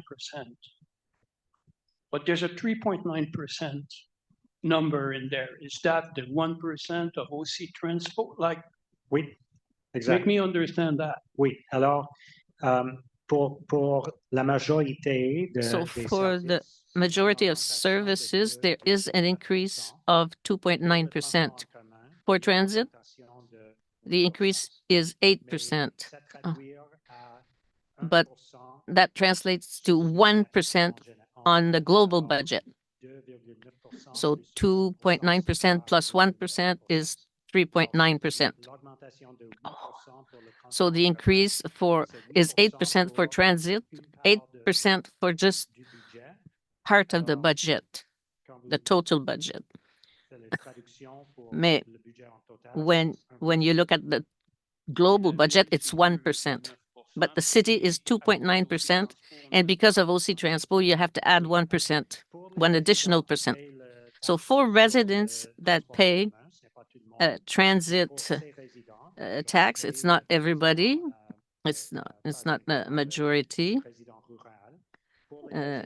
For city residents, the total increase will be 3.9%, 2.9% for all services, and 1 additional percent for transit. So if I understood, so people in rural areas won't pay the 1%, the additional 1%. Yeah, that's it. We'll now go to Sarah McFarland on politics. Hi, happy budget day. So you've mentioned lots of hard decisions going on with this budget process. You mentioned this morning that it's one of the most complicated processes for a budget that we've been through. How do you think that the budget is going to be received with council? Received? With council. I mean, are you anticipating any certain areas or points of tension with council members? It's always tough to strike the right balance. I think we've done a very good job of doing that here. I haven't heard from my council colleagues yet. I'm sure they will take time to absorb the details of the budget and they'll come back with feedback. We always want to hear from everyone. I'm sure there will be thoughts and ideas on how we can improve the budget. But I think we've struck a very good balance here between investing in our priority areas. We're making record investments in areas like public transit, public safety, roads and sidewalks, and at the same time, keeping the tax increase as low as possible to respect the fact that our residents are struggling with costs right now. So I believe we've struck the right balance. I look forward to hearing what my colleagues have to say. Do you feel it'll be received similarly by the public, understanding that you've struck that balance? I hope so. That's the message I'm trying to convey. We're you know, let's be clear. It's a tough time for municipalities in Canada right now. We do not have the same kinds of resources that other levels of government have to tackle the rising financial pressures that all of us are facing. So, you know, as I mentioned today, you know, the Ottawa residents pay about $4.5 billion or more in HST every year. They pay billions of dollars in income tax every year, tens of thousands of dollars per household. The average household in Ottawa probably pays about $4,000 or $5,000 in property taxes. So it's way less. And those numbers, the property tax numbers, don't go up every year as the economy grows, the way income taxes and the HST go up. So we're at a disadvantage. We have big holes in our budget because of that, and because, once again, Ottawa is uniquely challenged, and we don't get the same funding as other municipalities in Ontario and throughout Canada. There are, as I pointed out in several speeches since the summer, there are a number of different examples of how we don't get the funding that other municipalities get. So going forward, we're going to need that support from other levels of government. We're going to need them to do their fair share of the heavy lifting in Ottawa and to give us our fair share. So I remain optimistic. I think they're going to do the right thing, but I'm going to keep pushing and fighting until they do. Thank you. Thank you. We'll now go to Katie Griffin, CTV. Hi there. Can you put it into numbers for us so we get the majority of taxpayers impacted by the 0.9%? What is that going to Do you have the numbers, Joe? Yes, so for the average urban home, that would be about $168 for this year. And can you talk a little bit about increases to garbage, the cost of that? Yeah, so as I mentioned in my presentation, the garbage fee will be increasing by 7%. That goes back to decisions that Council approved in the June timeframe with the solid waste master plan and the first city solid waste long range financial plan. In terms of the user fees across, different user fees are going up by different levers. You'll see some throughout the book where there's 2.9% specifically on recreational programs. Again, aligning that to our cost recovery kind of process that we take here in the city. Thank you. We'll now go to Kate Porter. Can you just add the transit levy amount to the per house? We should probably be using the microphones because there's people watching on online. Thousands and thousands of people. We'll go to Kate Porter, CBC Ottawa. They're usually, the figures are often in the slide deck, like the transit levy in addition to just the overall per tax or tax per house. Sorry. So the 168, that's the total for the average urban. If you break that down from a transit perspective, that's 68 for transit, 20 for police, and 80 for all the other city services. Okay, thank you. My question's for you, Mr. Mayor. I'm still thinking about how different some of this budget process has been. You had your fairness campaign. You did a number of press conferences. Now you're leaving us a placeholder in the budget. And you're going to look for 36 million, but that's even for this coming year. And that's the problem's not going to go away, right? Your conversations about 2026 have to start at the same time as you're still doing this. Is this the new normal? That you use the word fight often too in your speeches? Is this the new normal for sorting out local municipal financing?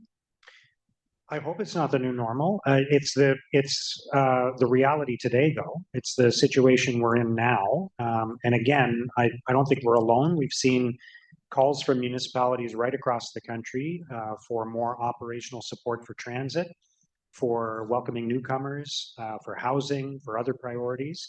We need that kind of funding for every municipality in the country. When I meet with other mayors, that's what we always talk about. There needs to be some kind of sustainable solution. On top of that, Ottawa is uniquely challenged because of the circumstances that I've described many, many times.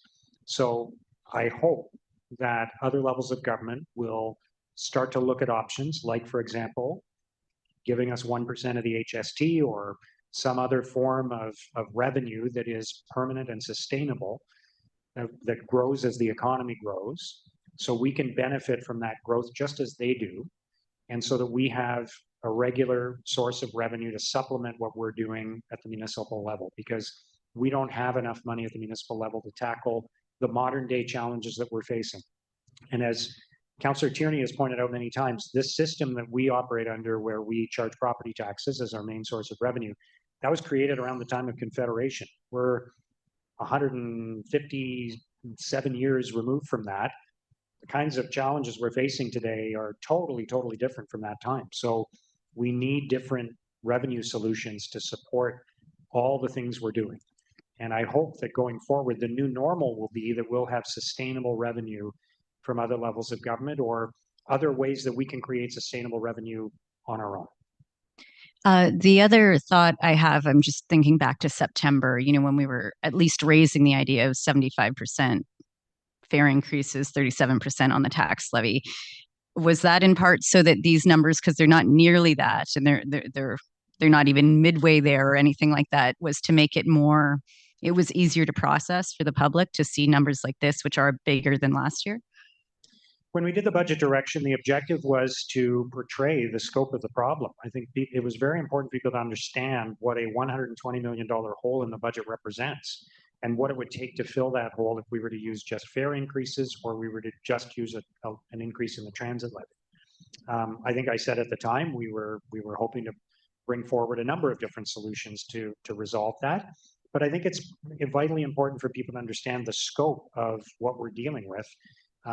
And why why there are no simple solutions to this. So I think that helped people understand how big the problem is. And now we're moving forward with a balanced approach where we're minimizing the impact as much as possible. These are tough things for people to take, and I accept that, but we're minimizing the impact as much as possible. And we're continuing to count on the federal and provincial governments to do the right thing. Thank you. We'll go to Arthur White-Crummey, CBC Radio. Thank you.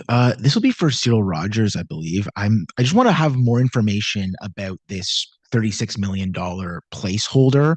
I was wondering if your office and the finance department played a role in selecting that as the appropriate placeholder. And if you could talk a little bit as well about what the options are for the city if it becomes apparent throughout the year that is not going to materialize. What will happen? So I'll take the first part of the question first. So absolutely, my team was part of that. My team was part of the Long Range Financial Plan Transit Working Group. The extensive amount of work that was done in collaboration with the Mayor, Councillor Tierney Gower, and Councillor Lieber and the transit team. So we were definitely involved with that. We looked at, when the mayor said 100 hours, I would say probably at least 200 hours when it comes to the additional analysis that was done behind the scenes. So we looked at all levers as the directions were laid out for us to kind of come back with this budget today. So that extensive analysis was done to kind of get to a point where there's no service cuts, and at the end of the day, there's a fairness there that this is what we could get to for now. As we presented back in September 4th and even last year, we talked about the path to financial sustainability for transit. This is not a one-year fix. This is a path to sustainability, much like we do a lot of our financial strategies at the city. So that was pivotal in terms of that part. If this budget goes forward and gets adopted, there'll be lots of strategies that will manage that risk in 2025. We come back on a quarterly basis with quarterly updates from a financial position. Once the budget is adopted, we move into the in-year reporting.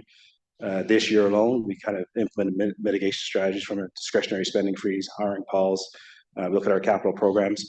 So these are all what I'll call tried and tested strategies that we've employed in the past. And those are things that, we will deal with those in year if we're in that position. I hope we're not, but if we are, those are the strategies that we'll leverage again for throughout the year. And we'll keep the commission and council abreast of all those strategies as we go through. And what are the options for dealing with that in year? Like if we get to the mid-year financial update and the federal and provincial governments have clearly said no to that $36 million or have given us a much lower figure, like what happens? Do we just pull that out of reserves or do we have to come back with a different tax number? What are the options? So for in year, we would look at, again, discretionary spending freezes, hiring delays, look at our capital program. The city at any given point has over 1,700 projects in flight. We call it work in progress. I don't have the exact number for transit, but transit's probably, several hundreds and hundreds of millions of projects that are in flight. So those are levers that we've used in the past where we kind of dial back the non-priority or the less impact of services to kind of, again, spread that out to address with the issues as we go forward. So those are 3 specific examples that we used in the past. And then we'll kind of, if that's not enough, we'll look at other strategies to kind of report back by the mid-year of 2025. Such as? Thank you. Can I add to that though? Sure. I'll just say, thank you for that, Cyril. I think it's important for residents to realize though that there's no easy solutions inside the year. Once the year begins, it's going to be difficult to cover that gap. And we're going to have to look at all the options. I've heard people suggest increasing transit fares further. I've heard people suggest service reductions. I've heard people suggest some sort of supplementary tax increase that we would attribute to the federal and provincial governments, since they, in your scenario, would not have given us the money. I hope it doesn't come to any of those things, but we will have to make tough decisions midway through the year if we're not getting the support we need from other levels of government. Again, I don't think that's where it's going to end up, and I hope it's not, but we will have to make tough decisions because there's no easy way to come up with $36 million in the middle of the year. But just very quick, would we have to make those decisions, or could we simply run a deficit and pull from the tax stabilization reserve at the end of the year? I guess technically speaking, we could use reserves, but I don't think we would want to because we would be looking at future years as well, right? The shortfall for 2026 is $140 million. We would just be adding to that burden going forward. So I don't think that would be, it's always technically possible, but I don't think that would be a desired option. Got it. Thank you. Our last media outlet is Marlo Glass with the Ottawa Sun. Hello. The community and social services budget, about 1.1 billion. As we see in the documents, it's about 20-ish% of the city's operating budget. I'm just looking for a couple more comments about, things that are going to be prioritized this year under that, in that envelope. I can speak to it at a high level, and maybe Wendy or others could add comments, and maybe even Clara at some point could provide you with more. I think, we're facing some really, really challenging times as a municipality right now, as a community. We're seeing an increase in the number of homeless people. We're seeing issues with food insecurity. We're seeing, the opioid crisis and mental health issues play themselves out in our streets. It's very, very challenging, and we want to do everything we can to support the most vulnerable and support the agencies that are responding to them and supporting them and attacking the root causes of poverty. So there's additional funds in there that are going to a number of different organizations around the city that will respond to the needs of those residents. And we're going to continue to contribute to that. We're contributing a larger than normal amount to address food insecurity, even though food is not really a municipal, it's not part of our mandate necessarily, but we see the need and we're trying to support that. And there's even this, at the suggestion of a couple of councillors, a pilot project to help people with their tax returns so that people who haven't filed tax returns and might be eligible for refunds will get cash into their hands that they can use in their difficult circumstances. So there's a lot of things there, and staff can provide more detail, but I think the principle is that we're investing as much as we can to support the most vulnerable in a time when the pressures are probably greater than ever before.